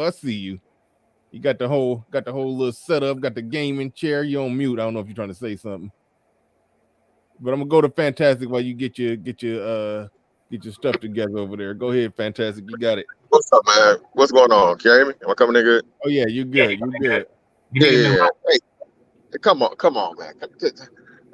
Most men can't fucking do a standing overhead press of 135 pounds, man. So this whole a woman should be what you want, 100-pound woman, GC? You want to be 100 pounds? No. What I'm talking, listen, I never been with a gymnast or a ballerina chick. This is a fantasy. This is not a criteria. Just to be clear, I would be an incel virgin if I limited myself to only floaters and flippers. I'm talking about a fantasy. Oh, okay. I'm about to say now. God damn, like, cause No, come on now. That's ridiculous. Yeah. That'd be some WWE too. They don't just, them chicks they be assisted hops and skips. Anyway, I've seen it, bro, and I'm not a fan of the. There you go. Oh shit. No, you was Borging. You good now? Well, I'm driving. Now. Yeah, but you good now. Well, no, I'm driving, so like I said, I'm moving around. Oh, am I still good right now? Oh no, you good man. Right now, yeah. Yeah. I seen that Big Bank Challenge thing, man, and like y'all, but I was amused, and I'm not a fan of the white meat at all. You know what I'm saying? Only white meat I like is chicken. Chicken breast. But yeah, man, these white girls come equipped and they do the work to get the ass, and I've actually seen it in action. Even the thicker white girls that just, for one, some of these chicks have like natural hips and ass, but even the ones that don't have it, bro, they have these, what is it? It's a booty something class. They actually have like get that booty classes now, man. It's like Zumba, but like the booty version of Zumba. And these white girls be in there in full effect. So yeah, man, black chicks, bro, I don't know what they think is going on. But, all of these stats and stuff we put out about, more black men entering the middle class and more black men, becoming high value, hit six figures and shit. These other women realize that shit. Again, this whole, lie that, black men are down low and they don't take care of their kids and they broke and all this shit. All that shit's out the window. Then, like y'all said earlier, we got the other benefits, the automatic BBC label. You know what I'm saying? So, yeah, man, it's they need to wake up, because these Becky, these Marias, these Sue Youngs, they working, man. They out here trying to get chose. That's true. That's what I'm saying. The competition is on. Kevin, could you mute up? Mute up while you over there. All right, cool. No, the competition is getting thick, and so are the women, and if they don't continue to compete, then yeah, they will fall behind. Because like you say, Fantastic, you don't like the white meat now, but once you get one of those, tanning booth, with the booty type chicks, she's going to look a lot like them light-skinned girls that you like, and you're going to start thinking thoughts. They coming for you. They're coming for the loyalists. They're coming for the booty loyalists. Yeah, I don't know, man. I don't know. I ain't seen no white girl built like no light girl yet, but hey, if they start throwing it, man, hey, I'm catching, baby. I'm mossing, Randy Moss, baby. Man, I ain't seen no white girl built like no light girl. You know what I'm saying? Yeah. Fantastic. What's the smallest chick you ever put to the mattress? The smallest chick, damn, bro, she's probably about somewhere around that 100. Hell, she might have been like under 120, bro. But it was like early on. This was like I was young, and she's really why I stopped fucking with him, bro, because it was fun. She was literally able to put her legs behind her head, and it was fun, bro. But it hurt. You know what I'm saying? So you know what I'm saying? And she was like Patrick. I told you. Hold on, wait, what hurt? Are you talking about like the tailbone? Not like her my pelvis with her legs behind her head. It was so amusing because you're like, oh my god, this bitch is flexible. She's sexy. She whatever. Banging up against like bones though. Yeah, you got to give her the whole pole, brother. When she got the leg behind her head, you know what I'm saying? Full body weight, man. And it just, you know what I'm saying? It was pleasing to my mind, but very harmful to my pelvis, brother. I was kind of hurt the next day. I was out of commission. That shit hurt. I know what you mean. I've had she was 98.5 pounds, and it was fun, but honestly, yeah, that's abuse, man. That's you lucky you didn't get an assault charge, but all right, god damn. No, she was 26 with 2 kids. She was 98 pounds after 2 kids. Dang. Yeah, like it was weird, but no. The thing is, I told this story before. It was a mirror in the room, and so midway through, I looked over in the mirror, and it looked like a goddamn pit bull on a chihuahua. It was just like this ain't the shit looked illegal. I was like, but no, that's not my preference though. That's not my preference. You know, I gotta like I'm taller and thicker than that. But I just asked Fantastic that question about the smallest chick you ever messed with because I know how you really like them. I just wanted to know, had you ever went the other way? Man. I take on all. I take, like I said, man. You know, slim. Yeah, most definitely, man. You know what I'm saying? She's gotta be pretty. She gotta be fine. I just like the thicker ones, man. They just, I got that odor on me, so they're attracted to me. You know what I mean? Yeah, I got that smell. You like one of them heavyweight champions in the golden era of boxing. You know, they take all comers. They ain't no ducking no fights. They ain't duck no fights back then. They took all comers. Come on, bring it on. But all right, we're going to Pablo. Well, shout out to Snuggles. Mr. Fantastic. What do you know about booty? You like a skinny white woman? I cut it out. You know how Fantastic get down. He said, "What are you talking about?" And play my song. But I would have played it, but you said, "Damn it, I don't like that." Damn it, you know, when we getting feisty with me, I don't like to fight. Cut it out. I was about to play. I ain't playing no clips all day. I'm about to reconstruct all of that. Oh damn, Fantastic crowd. All right, so we going to Pablo. Go ahead. You got the flow. Let me guess. You about to talk to us about some Latina Dominican mama. Well, first, I'm sorry Fantastic left because I'm glad that I had the 2 biggest chubby chasers in the manosphere on one stream. You and Fantastic. Me? Yes.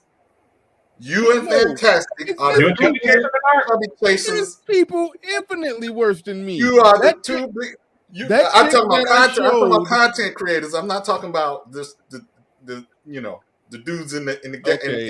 That chick that I showed in the beginning. Okay, I'll show you. That's Fantastic was over on Platinum channel going full platinum with platinum. Exactly, and I couldn't. I was listening, and I couldn't go with. I was like, no. He was full platinum with platinum. So no. Let me explain this. Let me defend myself. This woman right here, I can get jiggy with that, but see, I understand the danger. All right. Even though that looks damn good to me, I understand that she is a double quarter pounder away from just not even. Can't even mess with her no more. I get it. So I understand the dangerous fine line that I like to walk on. There's no difference between you and Fantastic and them guys on my 600-pound life. There's no difference. Whoa! Oh, shots. I'm not even going there. I'm not. I'm gonna let you have that. This is what I know. I have seen Fantastic has been put to the question. They brought some chicks up on the screen, and they said, Would you hit that? I looked at it and I instantly said, hell no. Fantastic looked at it and said, without question. So in that sense, me and Fantastic not even the same. So I know if a damn show ain't the same as the 600-pound life niggas. But anyway, I'm gonna let you rock, Pablo. So, and the reason I say that is not because you guys like the end result, but you like the gateway entry to the end result. Explain. So, like I said before, when I talked about this subject of women's bodies and how different groups prefer different ranges of sizes, right? You guys open the door to Fatty McFats.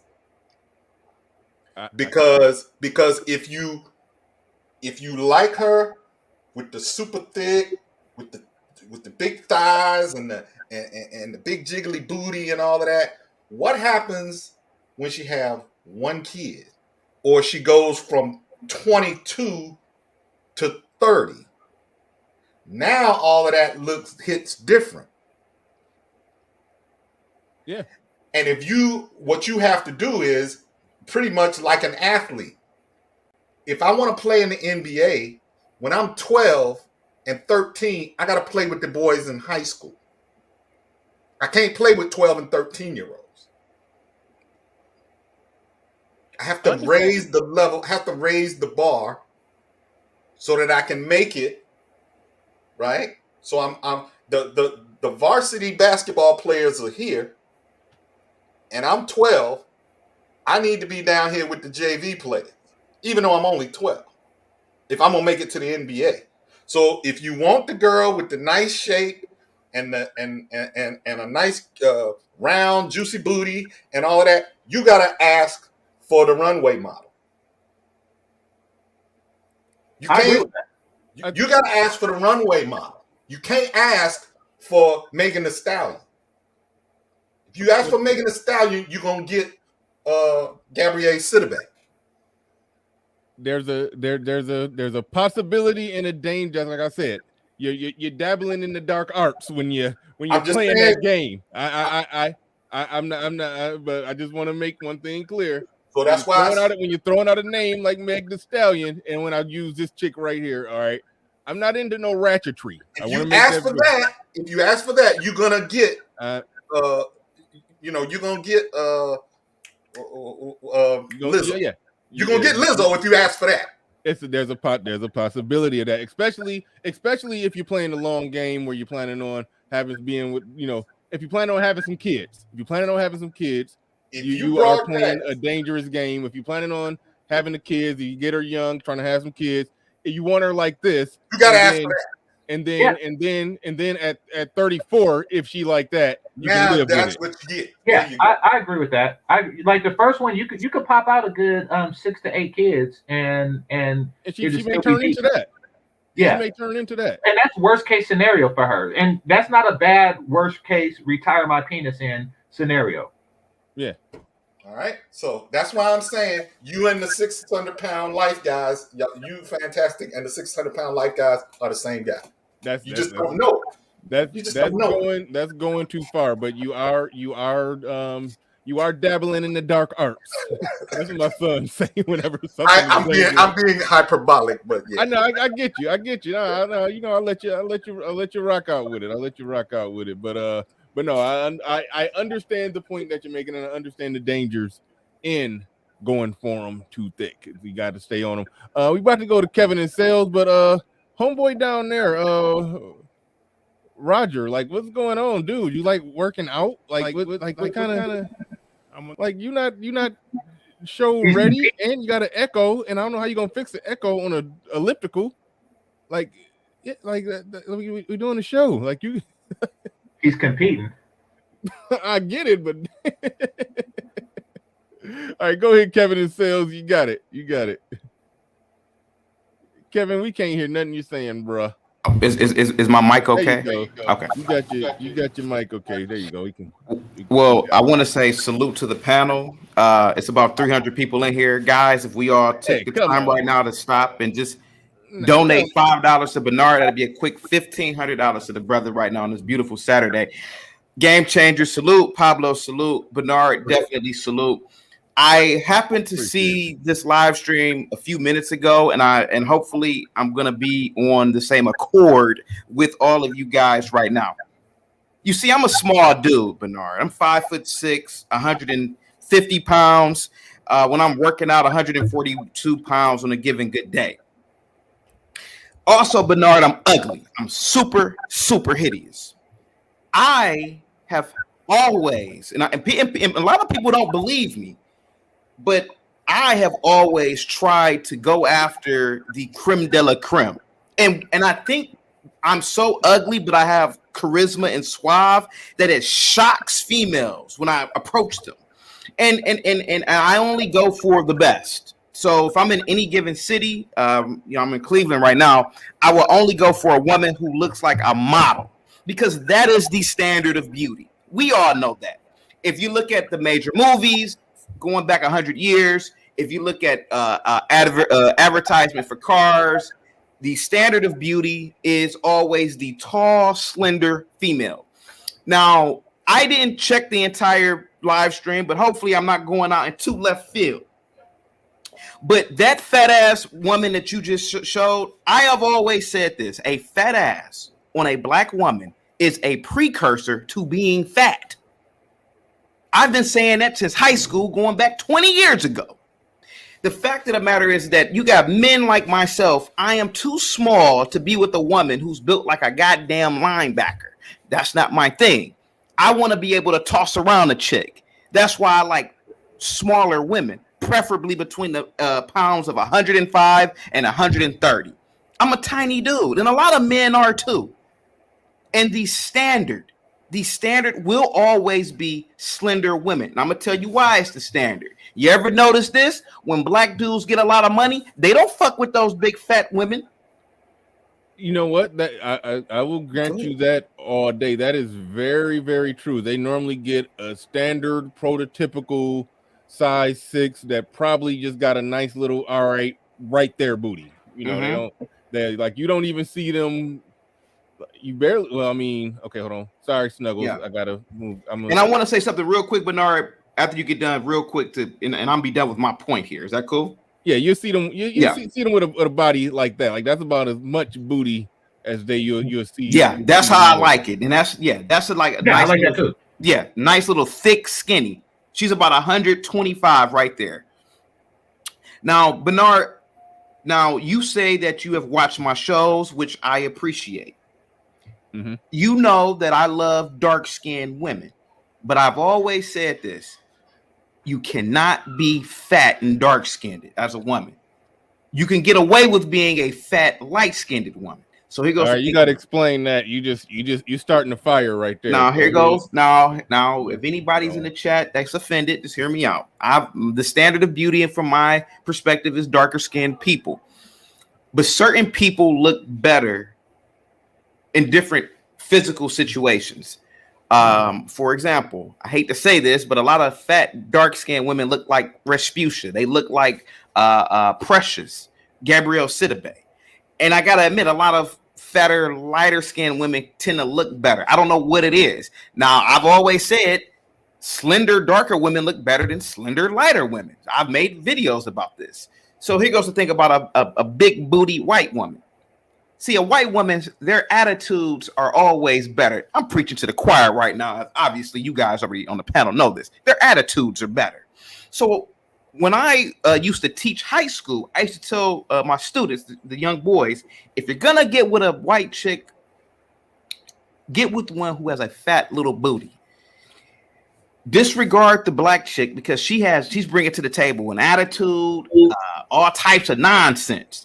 So it's better off to be with a fat booty white chick than a fat booty black chick. Wait a minute. Let me see if I understand this properly. Yeah, go ahead. Fat women have complexions? Like, fat women just go into a category of fat. Like, I'm not looking at the complexion after that. I'm not looking at her eye color or anything like that. I'm not saying, ooh, look at her nails. Once you're fat, everything else don't matter. You're fat. Like there Mm. isn't she's fat but there isn't a thing that you can say after the but that she's fat but she's light skinned. There's no but. You're fat. Like that's that. That's it. Like I said, Women are you not took women. the SAT in Penn. You're not going to Harvard. Fat You women you are failed. not Like you're women. disqualified. But she got a nice personality. No, yeah, no. Once you're fat, that's So you're saying a lighter skinned fat woman is equal to a fat black dark woman? You're I'm saying, saying that all fat women are equally bad. Okay. They're all equally bad. That's like a high F.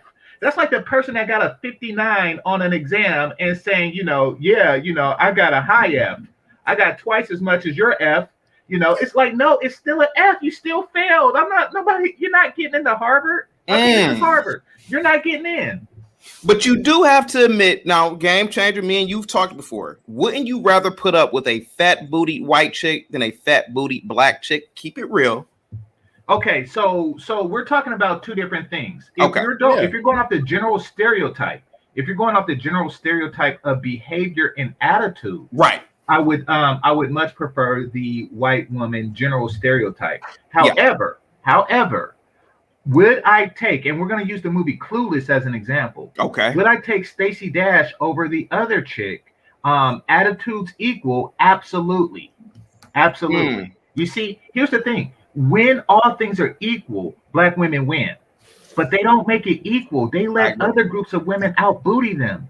They let other groups of women out booty challenge them and stuff like that. You can't do that. All right. Shout out to Snuggles in the building. She said, Bernard, this is how he does his interviews on YouTube. He is not playing. This is exactly what he does. You should have a conversation with them. Hello. Are you talking, nigga? All right. All right. You talking about Kevin and Sales? I did an interview with Kevin and Sales. You late, Snuggles. You late. Kenneth Williams, thank you for the super chat. Appreciate that. Wise Willet. Well, no, what is that? Wise Will TCP in the building. He said light skin BBW definitely get more of a pass. Yeah, I mean, again, I'm not as extreme, obviously, as Game Changer or Pablo, but I mean, once they get to the point where they're just non-negotiably big as hell, it's like, what difference do it make? It's like, no, I'm not going with that one. I can't get in the car and ride with Kevin and Sales on that either way. Like I do, yeah. So I agree. Still Curtin in the building. He says, "My G, I hear what you're saying, but fat is fat. There are two sides of the same coins. Just because your attitude is better, it doesn't change your size." Shout out to you. Thank you for the super chat. Appreciate that. All right, we got Devin Lockett in the building. Go ahead. You got the floor. You got the mic. It's it really, man, it's what the fat means, man. It's the fact that any person who's made it to adulthood and hasn't learned to master delayed gratification enough to push the plate away or enough to go to the gym every day so that you come out, kind of fine, then they're going to have attitude problems. They're going to be out of touch with reality in several other aspects of life, man. So, I mean, just stay away from the fat chicks, man. The black ones, the white ones, all of them, man. And, the white ones are kind of worse, man, in the sense because the thick white girl is the one that always got brothers hitting on her. So she thinks that because she knows 1 or 10 brothers, that means she knows all brothers. So she's going to be making a lot of assumptions about you, just like a sister would. You know what I mean? Just like a big fat sister would, man. So, yeah, man, to me, they're all equal. They're all equal at the buffet, right? They're all equal they're just equally hungry. You know what I mean? At the buffet. Equal at Golden Corral. They're equal at Krispy Kreme. Yeah, you know what I mean? They're all equal, man. Just stay away from the fat chicks, man. And I like what Homeboy was saying earlier about going for the top tier. Go for the models. Go for the top tier because everybody else is scared to go for them anyway. So you'd be surprised how few times the baddest chicks actually get hit on. So yeah, just grab your balls and go for it. Go for the nicest one. And yeah, you got to look down the road, right? Because if you're going to be introducing her to, gumbo and, all of the good cooking that we eat, then she's going to thicken up as a result of being with you, especially after having a kid or two. So you got to plan ahead. You got to get them a little smaller. Got to get them a little smaller than you ultimately intend for them to be. You know what I mean? Right on. GC, you want to jump in, respond to anything you've heard from well, hold on. Well, shout out to DJ Cadillac before I drop that down. He said, if you never smash the BBW, don't. The yoni is amazing and will ruin you. Yeah. So I want to jump in and say, but I think Devin has something else. No, I'm just saying that yoni is amazing. It'll mess up your pullout game, and then you'll end up getting a baby, and you'll be stuck with the fat one for the rest of your life. Don't ask me how I know. All right. All right. So, Snuggles was saying earlier that I thought he was giving general information this whole time. He came up here on some personal shit. He was telling stay away from the big ones. He was speaking very personal and intimate. It was a testimony. He testified in church. I thought he was giving good general information. Yeah, this was a testimony. All right, go ahead, Game Changer. Dang, I forgot what I was saying. About the light skin thing, listen, because there is a there when it comes to the black women who complain about colorism, and y'all just make it apparent that something, and when I say y'all, I'm talking about y'all Southern dudes, like y'all give women passes because she's light skinned on being fat. Like, come on now, really? Really, like because basically what you're saying with that is you're saying that a fat light-skinned woman is the equivalent to a regular size dark-skinned woman. Because come on now, fat is fat. That's y'all be giving these Rashida Strober types ammunition. Yeah, that is true. And the last thing she needs is more ammunition because she haven't had no no ammo in her pellet gun since she been on YouTube. Don't give her no ammo. Like she ain't, because she already be wilding out, already crazy with it. Kevin, you was trying to jump in? Yeah, well, yeah. I mean, like I said, I've been on Game Changer show a few times. Me and Game Changer, we rock with each other. But this time, unfortunately, I kind of gotta disagree. I have never really been a colorist, even though I prefer darker skinned women, of course. But it's something about a short, fat, stubby, dark chick. I understand that fat is fat, but hear me out for a minute, Bernard. Hear me out.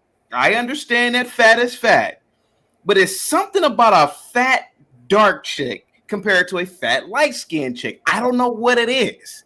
Maybe it's because, it's colorism. That's what it is. You think that's what it is? You think I'm a colorist when it comes to fat women? Yes. Damn. Yes, I do. You're given a pass based on the color.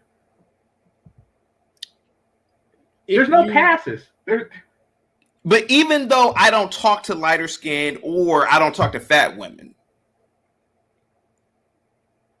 Well, I mean, just the fact that you see something better. Like, I mean, it doesn't matter if they're disqualified for one, but yeah, there's nothing better. You're saying that it's less bad. It's equally bad. No matter what her skin complexion is, it's still fat. It's like, it's like a busted Pinto is better when it's yellow. No, the color don't matter when it's when it's a 94 Pinto. Yeah, I don't know where you. I can't.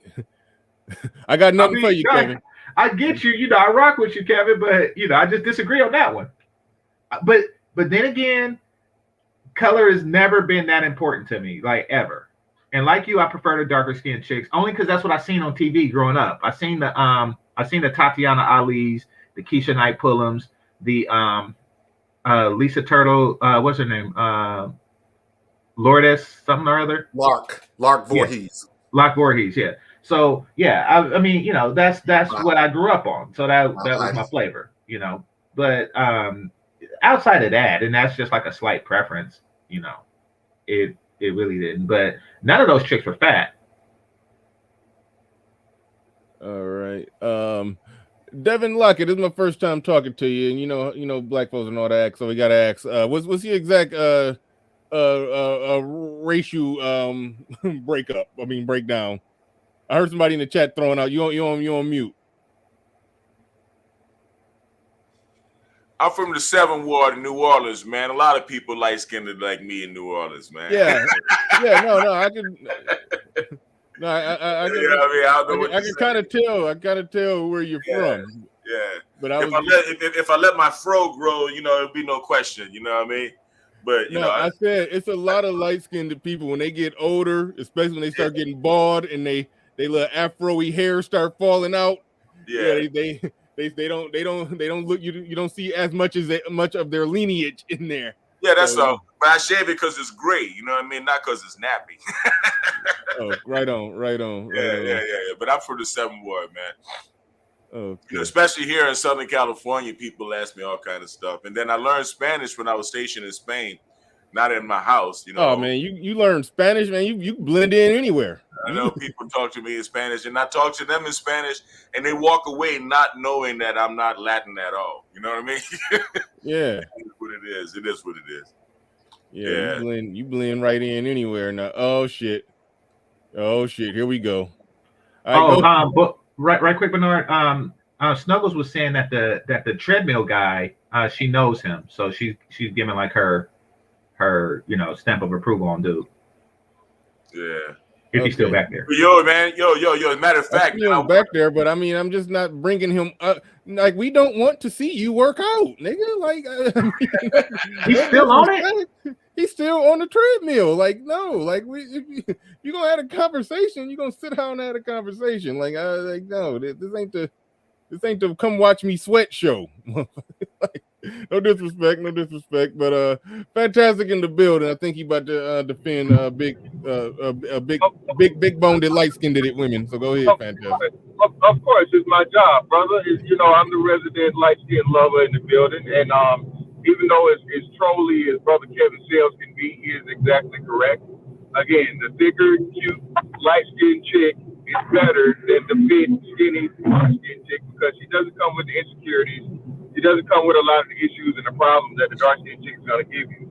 All right, it's just again, my triple I syndrome is yet to be disproven. And shout out to Rashida Strober. Rashida Strober even agreed that hey, I might have something here. My own original theory of the intrinsic inferiority and insecurity complex that dark skinned black women have, no matter how beautiful they are. So yeah, a thicker, what you guys would consider fat, even though she's not really, because again, a woman that's 5'10", 200 pounds, 5'10 plus 200 pounds, she's not fat, bro. Yes, she is. Right? No, she's not. Say that again.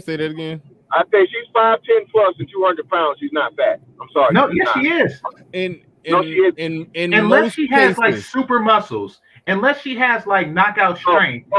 No, GC, you don't. Again, the BMI standards is you guys go by this BMI standard shit. You guys don't even know. Most of you guys are fat and obese. Okay, so that's why I say it's bullshit. All right, even with the women muscles and stuff.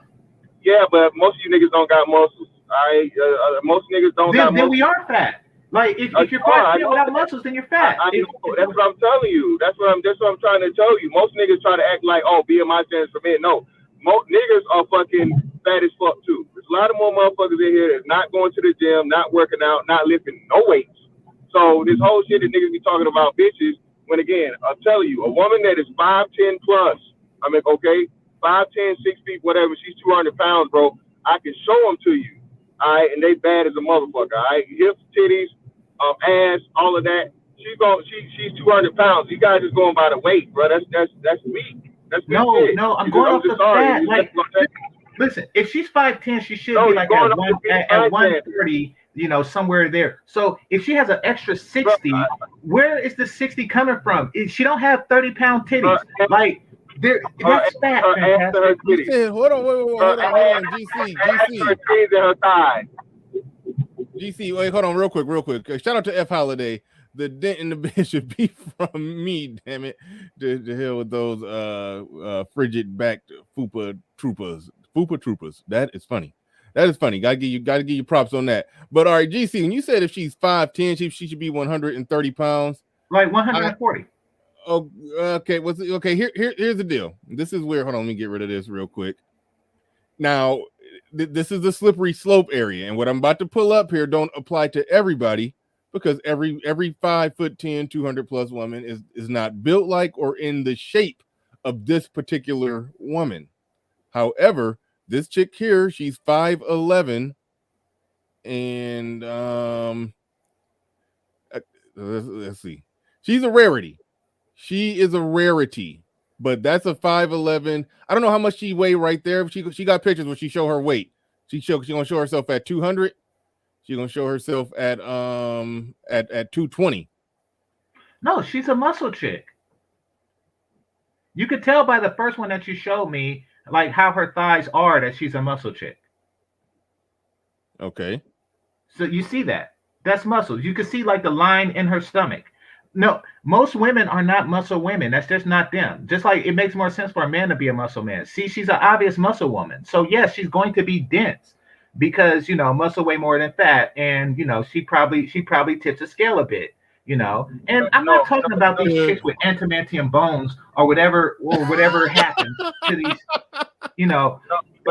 that's weighing them down. What I'm saying is that for the most part, fantastic. 5'10", 200 is too damn big. It is. It's not.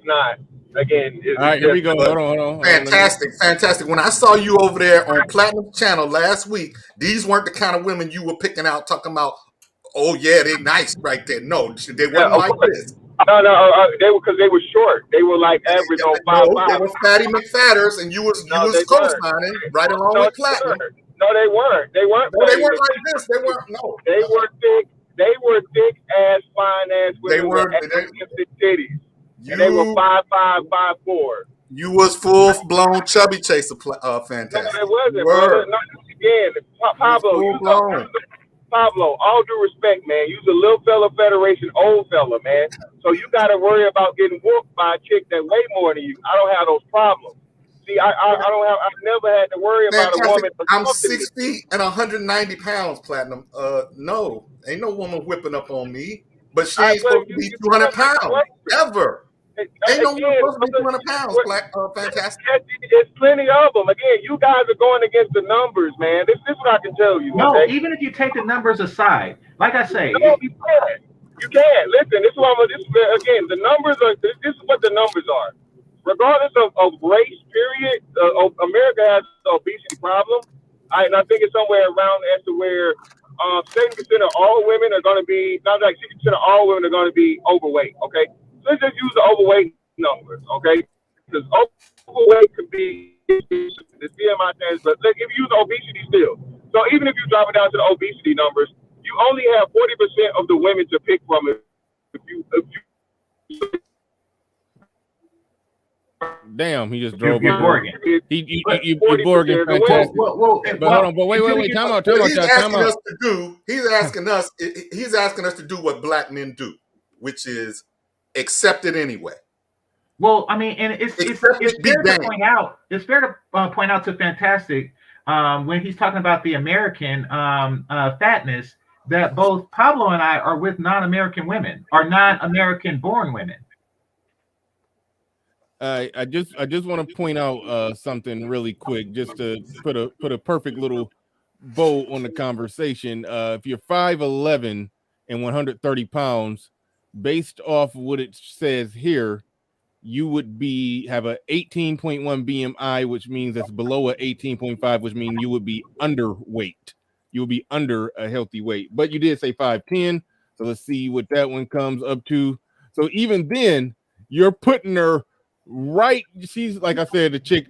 I said I mess with a chick who's hold on. I said I mess with a chick that's a couple double quarter pounders away from being being overweight. But I also you putting her if she diet too good for like 48 hours, she's gonna drop to underweight. So that you can't put it that low at 5'10" and say 130. No, I said 140. Bernard. Oh, 140. And Okay. Well, you initially said. I thought you initially said. Hold on. I thought you initially said 130. That would put her unhealthy. But 140 puts her in the normal weight category with some with some good wiggle room. I'll give you that. But you put 200 there. Put 200 there and see how fat that is. All right, but I had up on the screen 200. She's 60 pounds above normal. 60 pounds. That is a whole 7th grader. Yeah, that's overweight. Yeah. I mean, but even numbers aside, no matter how you just, I think that we as black men you can't toss her in the air and she not gonna float to the ground like you said before. Well, I'm not a BABG. I don't even know if I can toss her in the air. Like, yeah, I could probably get her 6 inches off the ground, but toss her? No, she don't even have a center of gravity. Her center of gravity isn't her waist anymore. It's like her thighs or something. Fantastic ain't carrying him over the threshold. They gonna just hop on his back. No, Fantastic. He works out just so he can carry the big ones over the threshold. I'm saying that I'm not in the gym like that. Exactly. So I can toss her ass around, up and down, side to side, front, back, all of that. You know what I mean? It's easy. It's light work. But again, man, my whole thing is this. Y'all always come at the dudes that like the bigger women like there's something wrong with them. Right. It is. Your penis stands for what your penis. No, it's not. No, it's not, brother. It's not. I promise you. Listen again. They done a Jedi mind trick on you. Before I pass this to Pablo, Fantastic. I didn't see your last appearance on Platinum Show, but I remember one time he did have some big ass light skinned chick on there, and the dude was like laying. He was like laying on her butt like a pillow, but his butt just looked like a damn his butt looked like a damn. I mean, his head looked like a little tennis ball sitting on her ass. She was big as hell. But and you was like, hey, yeah, I'd hit it without question. I just want to make it clear, you do go to a realm that I won't go when it come to the thickness. Like it got to be a certain type of thickness. You do dabble in that area where it's like, nah, I can't. You go places I can't go. I'll just say that before I pass it to Pablo. So people who have seen Fantastic, put his stamp of approval on certain chicks, just because, like I said, I like them tall, I like them thicker. I've shown examples of what I like, but I'm categorically not, as far as Pablo would disagree, but I'm categorically not in the same boat with Fantastic. He's going he's boldly going some places I would never go. But like I said, go ahead, Pablo. Like I said, you and Fantastic are the same as the guys on my 600-pound life who like them chicks. All right, Fantastic. Fantastic. Go ahead and cuss him out. Cuss him out for me, Platinum. And the reason why, and I told you, and Fantastic, if you weren't here just a few minutes ago, I told Bernard the reason why. Because, like I said, if you want to play in the NBA, you can't start off playing with high schoolers in high school. No, you got to start off at age 12 playing against guys in high school. So if you want the girl that looks like, that's built like Megan Thee Stallion or built like, Amara La Negra, you better ask for a slim chick.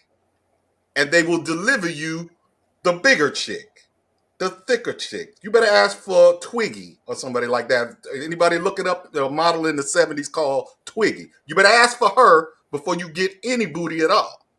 Or else, what you're going to end up with is some fatty McFatters, which is what y'all got.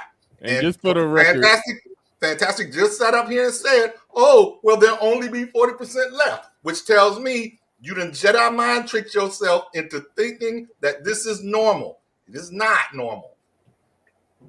Okay, just for the record, that there's the 5'4", 187 pounds, 32.1 BMI. That puts it over the 30 of obesity, where the average black woman is at. Just for frame of reference here. But anyway, go ahead, Fantastic. Wait, real quick before you go, Fantastic. To what Pablo was saying, and we did this earlier. I showed a chick like this, a slim chick with a nice right there poke out booty. Get her young, have a couple kids. If you're in it for the long haul, then the end result after a few kids when she's in their 30s may very well be something like that, something that I won't anyway. So I do understand Pablo's point. You start out like that, it may end like that. That's the worst case. If that's the worst case scenario, that's not a bad place. So I do understand Pablo's point, but that right there was just see on the screen. I got to have that. That's just yeah. Anyway, all right, go ahead, Fantastic. You got it. Again, man, y'all are trying to discourage men from being with women in 2021, which is a big issue and problem. All right, all this shit y'all saying, bro, it sounds good on paper, okay? But believe me, like I said, I've been with every type of woman that exists, okay, body type wise. But it's a certain one that just does something like no other. And again, she's going to be a little thicker. She's gonna have a bigger ass. She's gonna have a pretty face, and she's gonna have some good vagina. Let's just say that, okay? And again, like shout out to DJ Cadillac and the brother that's up here. What's the brother's name? Devin Lockett. See, Devin Lockett came up here being a proponent when he's actually a participator. See, he knows what that BBW vagina will do. He's telling y'all he came up there like he was against it when he partook in it. So again, a lot of y'all motherfuckers scared of that fat vagina, you know what I'm saying? Literally and figuratively. Because if you try it, hey, you may never go back. Wait, time out. There's an important question for you and Devin Lockett. Are y'all saying or implying that the vaginal what do MTR say, the viscous innards is better on the bigger chick? Is that what y'all saying? It's better. It's more cushion for the pushing, right? No. Okay, so earlier I explained to everybody ghost booty. This is ghost pussy. This is the illusion that, see, a lot of people like to bring balance to the force. They assume that if somebody is deficient in one way, that they're more than sufficient in another. They try to balance out the force. But I doubt that there's anything going on in a fat woman's vagina that makes it better. If so, then a lot of these rich guys with the supermodels will be fattening them up. They will just be like throwing Twinkies down their gullets, hoping for better pussy. Nope. It's worse in every way imaginable. Listen, man. And I don't even think that y'all be in the vagina. I think that y'all be fucking sweaty thighs. I do. Nah, fam. All right, listen to me, brother. And since GC said pussy, I can let it go. Again, it's nothing like some thick ass red bone pussy. You hear me? All right, I don't give a fuck what you niggas talking about. Again, if you hadn't tried it, you just don't know what you're missing. And again, like I said, y'all niggas scared to try it because the last thing you want is to be in love with a quote unquote fat chick, a chick you claim is fat or whatever. Listen, bro, like I said, big, short, tall, fat, small, whatever you want to call them, I done had them all. And believe me, bro, it's just something different about it. Maybe it's because it's a road less traveled, okay? And again, I know I'm not on no 600-pound life shit, Pablo. Stop the cap. Don't even try to play me like that, brother. Again, like I said, you know what I'm saying? I can get a chick that's just as, bigger than the little skinny anorexic, half a burrito away from bulimia chicks you want to deal with, brother. And she'll put her to shame, okay? Again, man, listen, it just is what it is. At the end of the day, it's a preference, bro. Hey, listen, I don't knock your preference. You know what I'm saying? Whatever makes your man stand, brother. You know what I'm saying? Hey, have at it. Because, hey, some people, you only got so many erections in you, brother. Hey, some of y'all niggas got limited erections. I don't know. So if you want to waste them and worry about another man's, erection count and number, by all means, go right ahead. But, brother, I don't, okay? And y'all niggas that try to get on us niggas that prefer the thicker women, man, I just don't get it. I mean, I don't. My dick don't make you nut. Okay, my strokes don't. You don't do that. You don't do the money bag yo from me. You know what I'm saying? Getting with a thick ass, fine ass red bone. You know what I'm saying? Whether she be skinny or thick or whatever. So my thing is, brother, let's stop the erection shaming, brother. Yeah, This is again, not. This is not. This, okay, this is all not right. a. So No, on an individual basis, right, okay, Pablo. This is not a. Okay, what Pablo is doing is different than what I'm doing. Pablo, he actually don't. He's calling y'all out on something else. What I'm saying is that a fat bitch is fat. Let's not call them something other than that. When you are 5'10", 200 pounds, more than likely you are fat as hell. So let's not try to mince words. Let's not try to upsell fat bitches. Let's not do that. And then see, you say that we're coming at you, but you go after. You basically just sat here and said that that slimmer women got inferior vaginas. That they got inferior vaginas. I was about to address that one. Yeah, exactly. So this isn't us coming at you. This is you coming at women that I like to place my penis in and saying that it's inferior. And then see, and you see, here's the thing: the number of erections. Yes, it is a finite number of erections that a man has, and that is because there's a finite number of slim women that can give them to me. I can't look at a fat chick naked and get hard.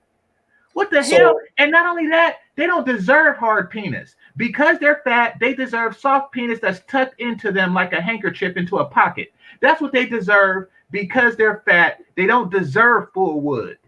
Period. So, and my point is, it's not just an individual choice. Yes, it's your individual choice with your individual penis, whatever you choose to do with it. Great.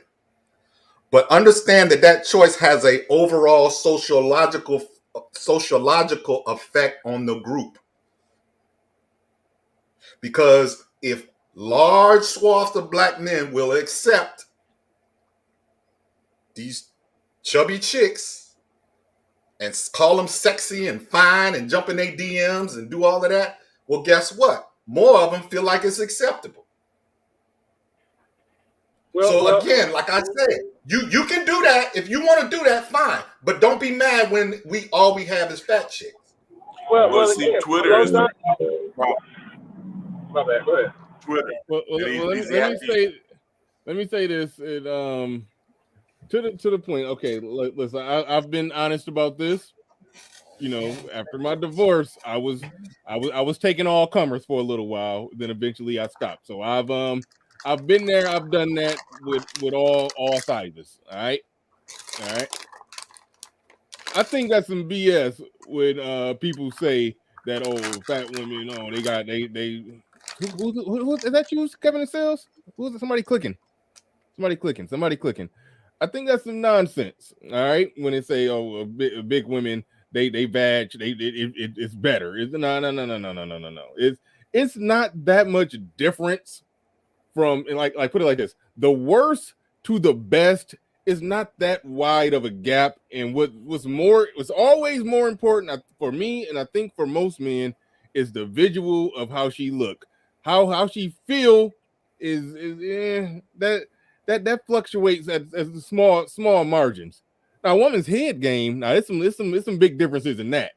It's some big differences what some women can do as far as that, what other women can do. But just the actual feel of their vagina, that's not I haven't seen a large gap. But regardless of, rather, like I said before, I messed with a 98-pound chick before, and I've messed with a 100-pound chick before. I'm not gonna say exactly. I'm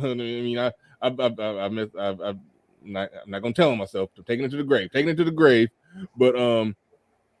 but yeah, it's no different. It's not that much different. One of those 300s, but Bernard hit that Spartan. That is Spartan. It wouldn't no difference in the feeling. But let's be real. I ain't telling you I'd rather not have been to Sparta. This is Spartan. Overall, the best. If you want to talk about the overall best sexual experience for me, right, has been bodybuilder chicks that do a lot of yoga, and dancers. Okay, because not only are they toned, but they're flexible. All right, and that's that's really what you want. I mean, if you really want to have a good sexual experience, a woman that not only looks good but also feels good and also can, has the wherewithal to hang with you, probably has just as good an appetite as you do, if not more of a sexual cardio in there. Exactly. Right, who about to get took to jail? It's always like that around my. No, that's an ambulance hauling a fat chick with diabetes away. Taking her from Krispy Kreme. They're picking her up at Krispy Kreme. Yeah, man. No, but as far as I messed with a chick who she used to compete in bodybuilding tournaments. By the time I met her, she wasn't doing that stuff. So it actually simmered down real good. Like that's actually a thing. They used to compete and then they stop and they just work out regular.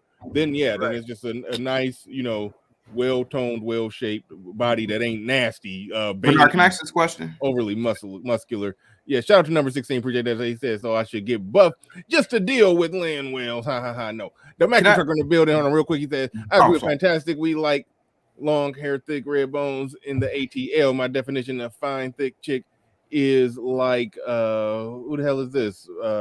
Persephone. Look her up. She's right here on YouTube. Shout out to you. Persephone is like 80% titties, bro. She got like K titties or something crazy. All right. Go ahead, Kevin Sales. You got it. I want to ask this question because I feel like this is kind of odd amongst a lot of men. And I don't know which men on the panel said this too, but I'm addressing this to you as well.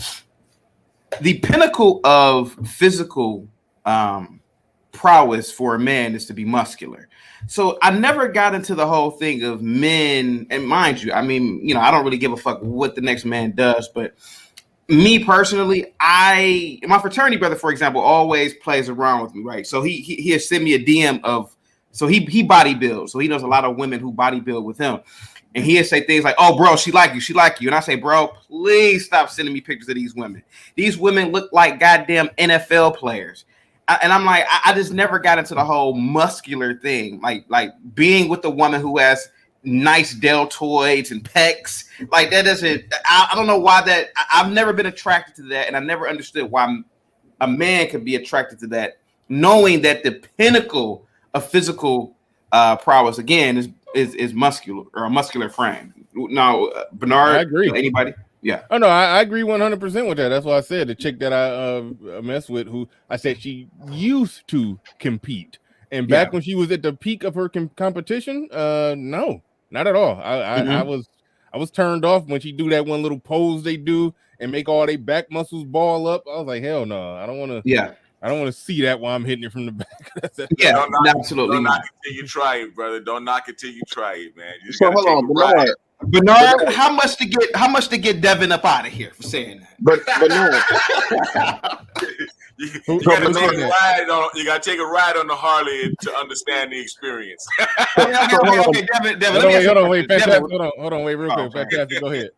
So hold on, Bernard. You saying you don't want a chick with a back six pack, brother? You saying you don't want that? That's too far. Hell you got that back six pack? Hell to the no. No, because here goes my thing, Mr. Fantastic. That is what a man is supposed to have, and if that makes any sense. Like a man is supposed to have a developed back. A man is supposed to have developed deltoids and pecs, not a woman. I can understand a woman working out and having a tight, a fitness model, one of those types, but a chick who's really bodybuilding and she's taking supplements and her muscles is super developed. Like, to me, I can't do it. Can't do it.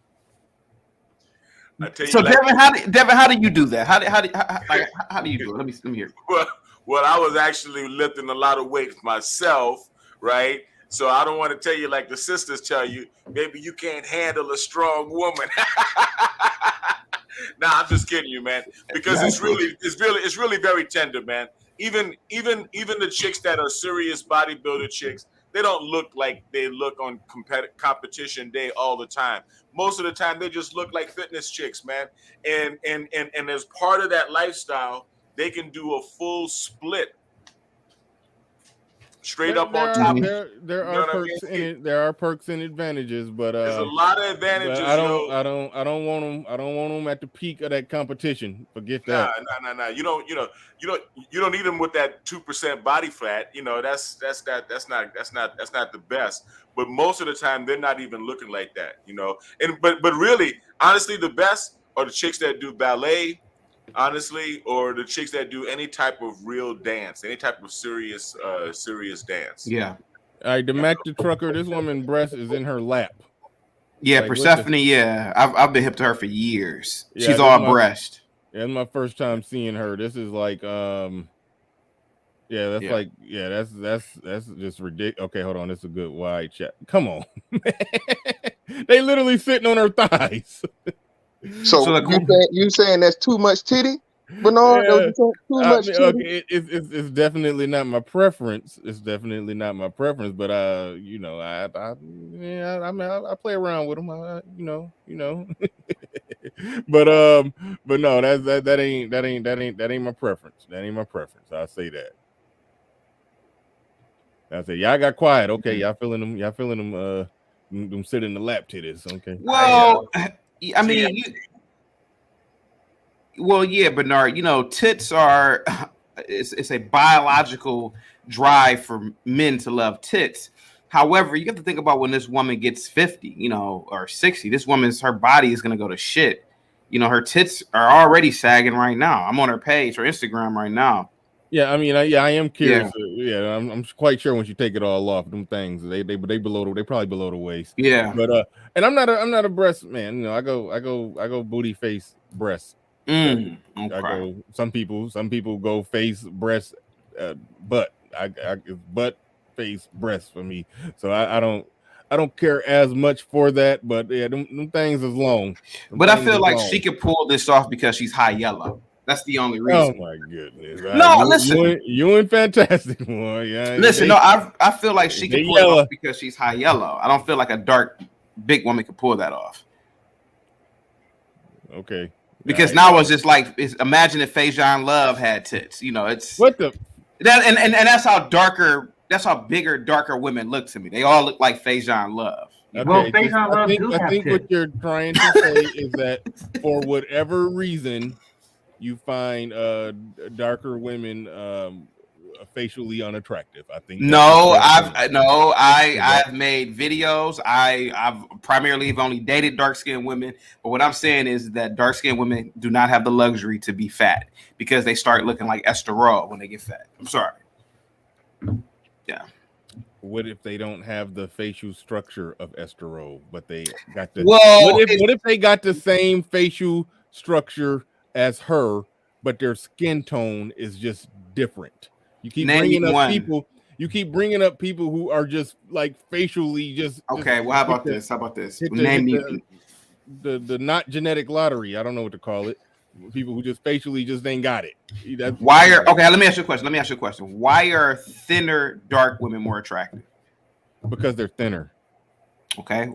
Why are thinner dark women chosen over lighter skinned women to be models? You mean thinner? I don't know if they were.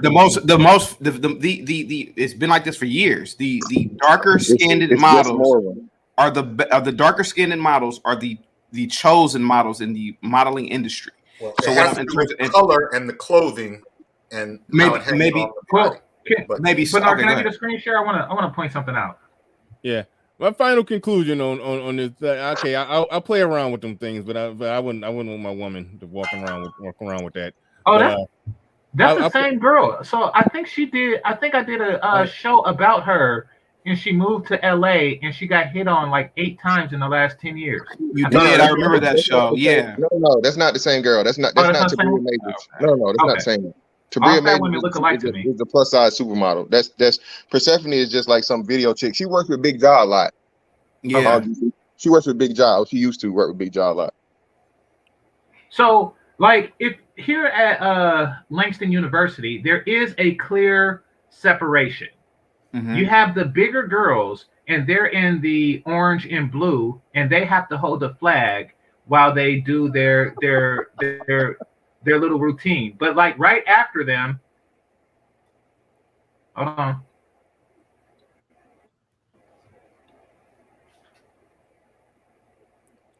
We got it. Now, right after them, you have the regular women. Mm-hmm. You see that? Like, they're in the same parade, but they made it a point to put the bigger chicks in orange and blue and gave pure whiteness to the regular size women because they know. The one on the right looked like she might have recently just graduated from the other group, you know? The one on the right? Mm-hmm. Yeah. I don't see that. I don't see that either. I'm trying to look. Let me expand the screen. I don't see that. Yeah, no, I don't. Yeah, I don't know. The one on the left is kind of a recent graduate too, you know, like Like she used to wear an orange uniform? No, I don't think any of these chicks ever wore the orange uniform. All I'm saying is that I prefer the white uniform ones over the ones with the flags. The ones with the flags are not really as hot. I acknowledge the existence of both, and you know I respect it, but you know it's these are different women. Push play. I know y'all may say that she's different because she's light skinned, but no, it's this no. Well, that one's fairly light right there. So that's why I'm not going with Kevin when he's talking about a big light girl versus big dark girl, big this, big that. I mean, I don't know. It's the skin tone don't mean that much to me. Okay. And I have I actually like them darker. Yeah, you so see, it's different. But these are, but the size thing, it is a different thing going on with the women that they got just twirling the flags. I mean, they is doing a little kick, but as Game Changer said, they got the real women. Oh yeah. Behind him doing some other stuff. Yeah, so, yeah their moves are better. Their dance moves are better. Like everything is just better because of not fattedness.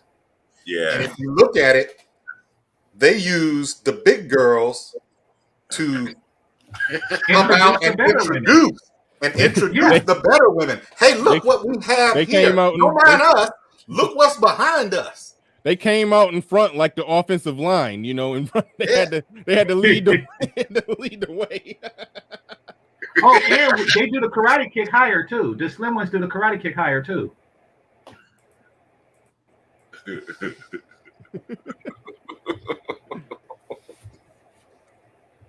Oh shit, man! Guys, we're approaching on the 3-hour mark. It's about 300 people in here. Just donate $10 a piece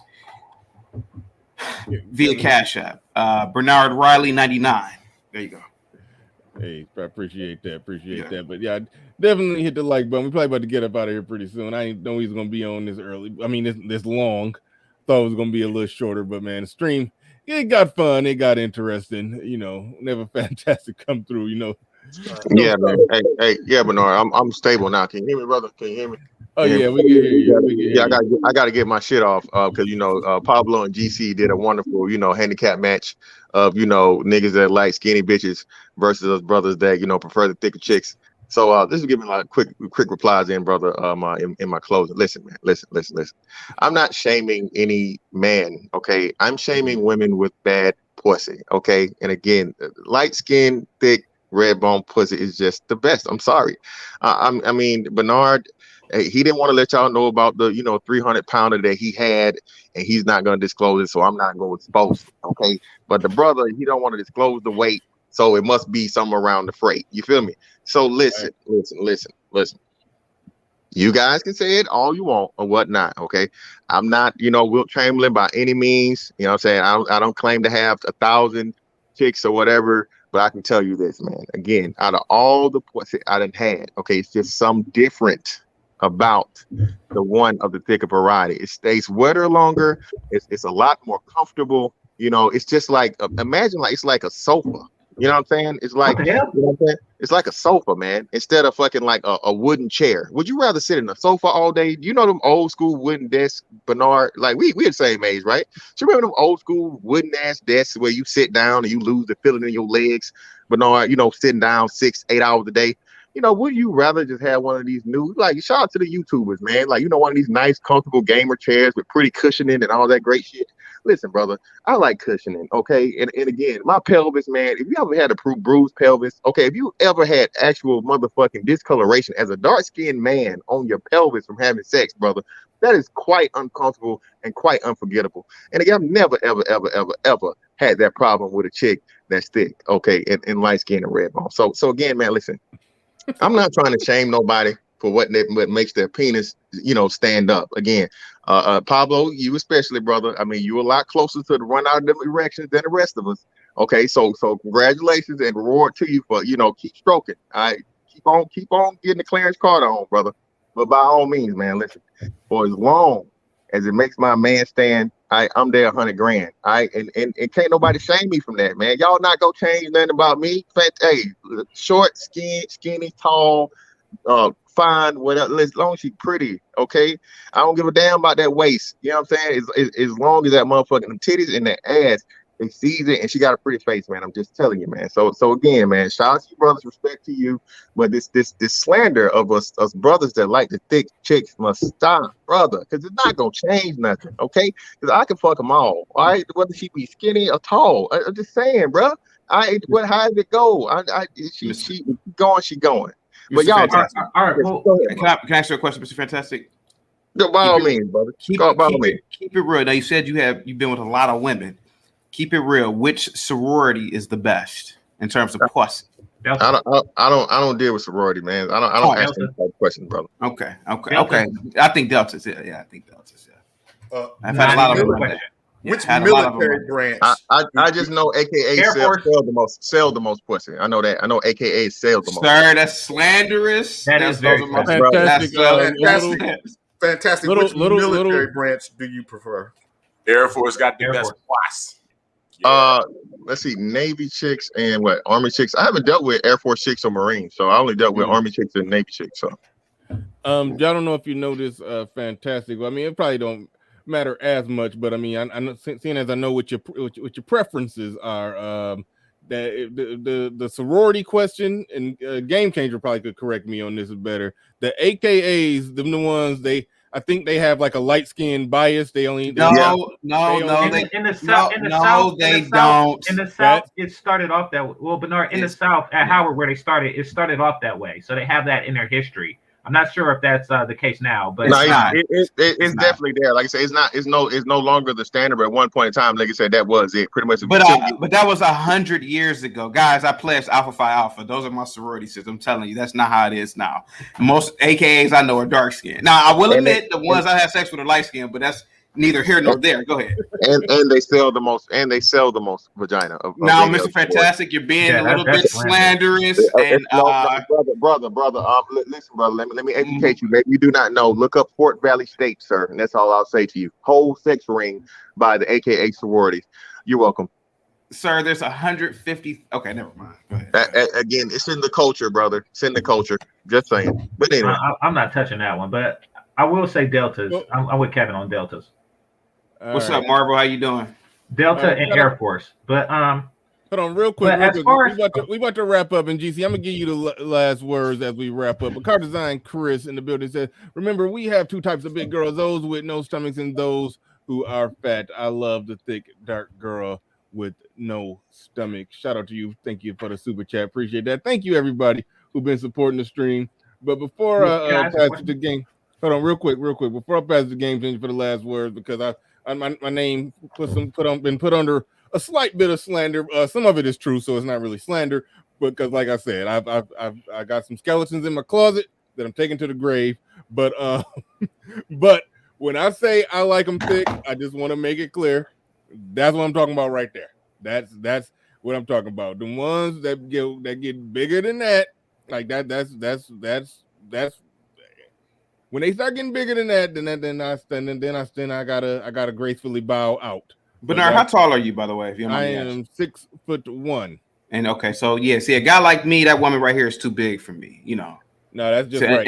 And I get intimidated by women that big, so therefore I gotta stay with my skinny, thin women. That there is just right for me. So when I say thick, I'm letting y'all know what I mean. And yes, Silent Lamont, when I say I got skeletons in my closet, it's a few big boned skeletons in my closet. Yes, okay.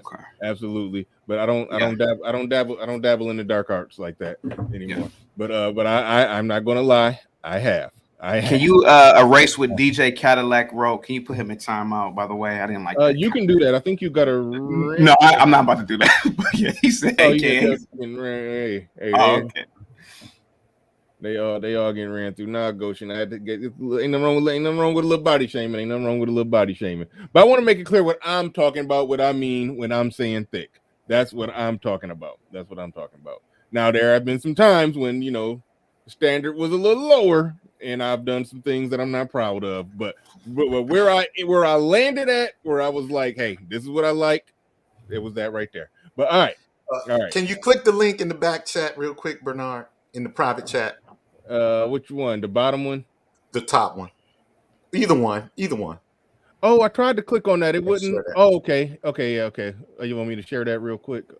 Yeah. That's Pablo style. Pablo body type. I don't see it. Yeah, hold on. I ain't got it up yet. Hold on. It's coming. And you probably still can't see it because a superior woman is blocking her. So let me move that. Hold on.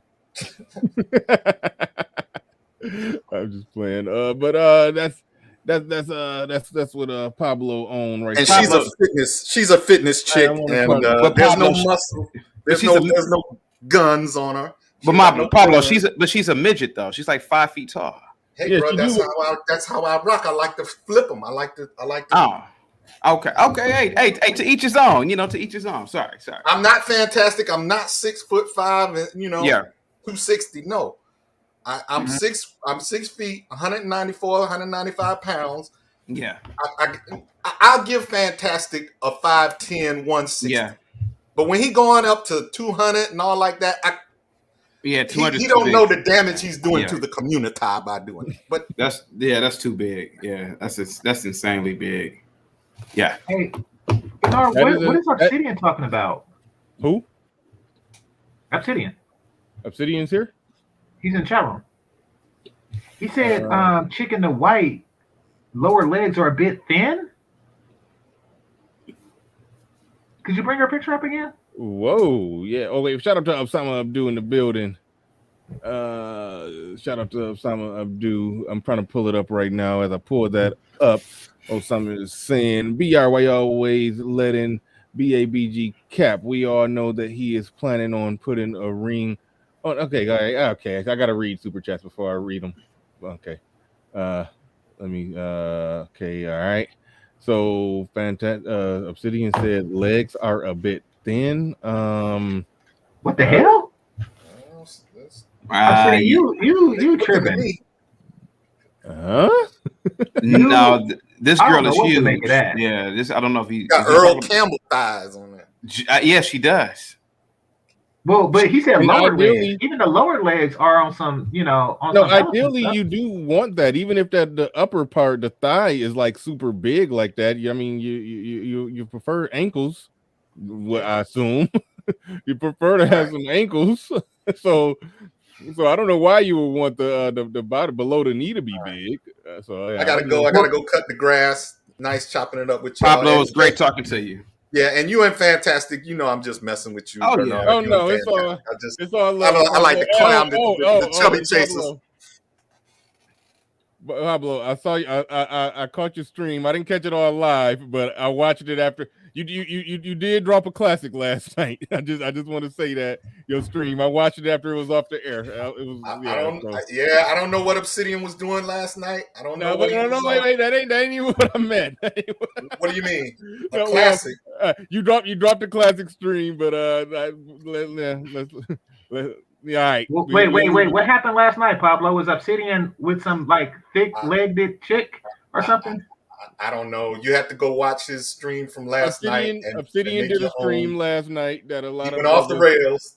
A lot of brothers disagreed with some things that happened there. But Pablo did a follow-up stream, and just the overall entertainment value of your stream was really good. I had a church service. I'm not trying to break down what you said, in response to Obsidian. I'm not. I had a memorial service. I had a memorial service for the community. Yeah, because it is officially dead, and we eulogize the community. Yeah, that was funny. The overall entertainment value of that stream was really good. I'm not trying to, even get into some of the things that was said. I ain't touching it. I ain't touching it live on the air, but it was the entertainment value was great. It was so shout out to Pablo for that. All right. And even with this though, see, even though the chick that Pablo put up there, that's definitely a sexy woman, a little bitty sexy woman, but a taller, thicker woman. That does more for me. I can't help it. That does more for me than the she's the size of a damn second grader. She's short. She's too short. Than that little bitty mamacita. I like the tall, thick chocolate in this. I can't help it. Can't help it. All right. She could lose some weight though, Bernard. I mean, let's be honest. Okay. That's fine. That's fine. Yeah. But see, again, I'm coming from the perspective of being a smaller man. That's the only reason why I don't like thick women, because I'm too small. You know, I'm the same height as a goddamn sixth grader. So yeah. Shout out to Goshen. This is for the proportionately shaped BBW, plus size and thick women. If you didn't mind me reading that on your behalf. Bernard. No doubt. Appreciate you, Goshen. We about to pass it to Game Changer, but we get $100 super chat. We gotta have Smokey count it up real quick. 20, 40, 60, 80, 100, 120, 140. That's $100. $100. Smokey had to count it up, make sure it's all there. Actually, before I go to Game Changer for the last words, I guess it's only two. We'll go Devin, we'll go Kevin. I got your name right. Yeah, we'll go Devin, then Kevin on the last words. Y'all can get y'all last words in. Make it kind of brief because I'm trying to get the hell up out of here. And we'll go to Game Changer for the last words and then get up on out. Yeah, man, brother, my age, man, I've had them all, and you're right, man. It really depends on the woman. It really does. It depends on the woman. Sometimes the right attitude and the right charisma will make up for a deficiency and any other characteristic that you might have previously thought was a no-go. You know what I mean? Was a deal breaker. But yeah, that last one does look kind of good. She's a little short. But my preference, all things being equal, are the fit women. I'm gonna just put it like that. Yeah. Them short ones. Something about the legs. You get when you put the legs up on your shoulders, like see some long legs. They legs be too short. They don't even. Yeah, they can't even wrap around you good. I don't know. Anyway. Go ahead, Kevin. Well, again, guys, I want to thank you guys for having me up on the panel, and I'm going to stick to my guns here. The standard of beauty is slender, tall women. That's it. The only reason why we see thicker women now and they are accepted in the population is because of the feminist movement and the idea that you can't say anything about anybody anymore in this participation trophy generation. But if you do date a big bitch, I gotta disagree with Game Changer again. Date a light skin, but if you are with a slender woman, dark, tall, etc., guys, have a positive Saturday. I'm going live on my channel in a couple of minutes to talk about how it is imperative for ugly men to gain as much money as possible. I will be talking about myself. If you are interested in coming to my channel as well for my live stream, Bernard, you didn't mind me plugging my channel, did you? Oh no, you can do that. Okay, yeah, I'm supposed to start at 1:30. Yeah, I might even say 1:30. Okay, This doesn't apply to you. Yeah, but see, this is to all my ugly people who follow. I'll share it for you. I'll do you one better. I'll share the link when you're doing when it go live. I should get the notification. I'll share it. So you guys have a good Saturday. Guys, donate your last dollar to Bernard. Guys, have a good one. Huh? I know. I was just saying. I appreciate that. You be always coming in, just trying to do little fundraisers for me, man. I appreciate it. No You got a good heart. You got a good heart, that brother. There. Hey, man, you have great content, man. This is entertaining. Yeah, I love it. Thanks. Goshen, shout out to you once again before we pass it to Game Changer. But my channel is Kevin and Sales, Marvel. Kevin and Sales, all one word. Kevin and Sales. Just type in Kevin and Sales with no spaces, and it should pop up. But if you subscribe to me, you probably see it on my community tab. I'm gonna share the link when you go live. All right, Game Changer, you got it. I gotta pull down Goshen's $100 because Game Changer trying to show us some things. You were circling the blueberry over there. Yeah. Ladies, don't be this chick. Be the one here. If you are this chick, you will find yourself literally on the sidelines of life. Oh, shit. Watching better women walk by. You don't even qualify for a flag at that point. You are relegated to standing around with your sorority jacket of one person. You are the entirety of the sorority. Your sorority is not allowed to march on the track with the rest of the more prettier, attractive women. That will be you if you do not compete. You must compete to be the best woman for me, or you will find yourself losing. Look at her shoe. She is not even entirely in her shoe. On her right shoe, she's stepping on the back of it. Don't be that chick. At least work for a flag and inspire. Work out in the gym to wear that gold and white suit. If not for yourself, do it for me and my penis. Like, don't. You will be there for the entirety of your life. You must compete. We're worth it. You send us the message that we're worth it. Now, in response to Fantastic, when he said you gonna sit there and be petty, get that last laugh on Fantastic because go ahead. No, it's not petty. It's not. This isn't really against what Fantastic said, or anything like that. This is more really like well, it's kind of because when he brought up the sofa versus a chair analogy, or what have you, like during a drought, I have fucked a sofa, and I must say at the same time, I would much rather have sex with a slim woman than a sofa. So yeah, there's nothing better, and there's a mindset behind it. You want the ones who put in a greater effort. A sofa is a couch, and yes, a sofa is a type of couch. People are saying, "What's a sofa?" A sofa is a type of couch, and part of my method of masturbation includes is not limited to fucking a sofa. So yeah, I've done that, and I would much rather be with a fit, attractive woman. So I don't get it. Like, yes, I understand that, as a plan Z or something like that, you may want to put your penis in a sofa. I get it. When there's nothing else around, you fuck a sofa. However, if given the opportunity to be with a fit, attractive, a small waist, pretty face with a big bank chick, then you take that over the sofa. You don't continue to screw the sofa and say the sofa got better pussy. You just you do the sofa in the privacy of your own living room, and then when you have a chance to get the better chick, you appreciate it more, and you say, I don't want to go back to fucking a sofa again. Just move past the sofa fucking stage in life. That's not only me. Lying ass nigga. All of you fucked the sofa before. Stop playing with yourself and start playing with yourself. You did a sofa before. Or you did some other form of masturbation that wasn't human. You think your hand is better? You think you're so sadiddy that, I only sleep with my hand, or I only masturbate with my hand. So what? All right. Yeah, that's it. That's it for me.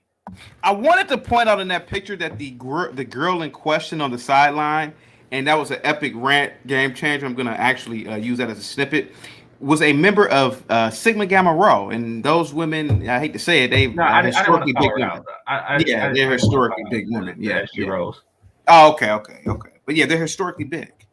Yeah, yeah, they've been big. Yeah, Esther Rose literally is a SG Rho. So okay.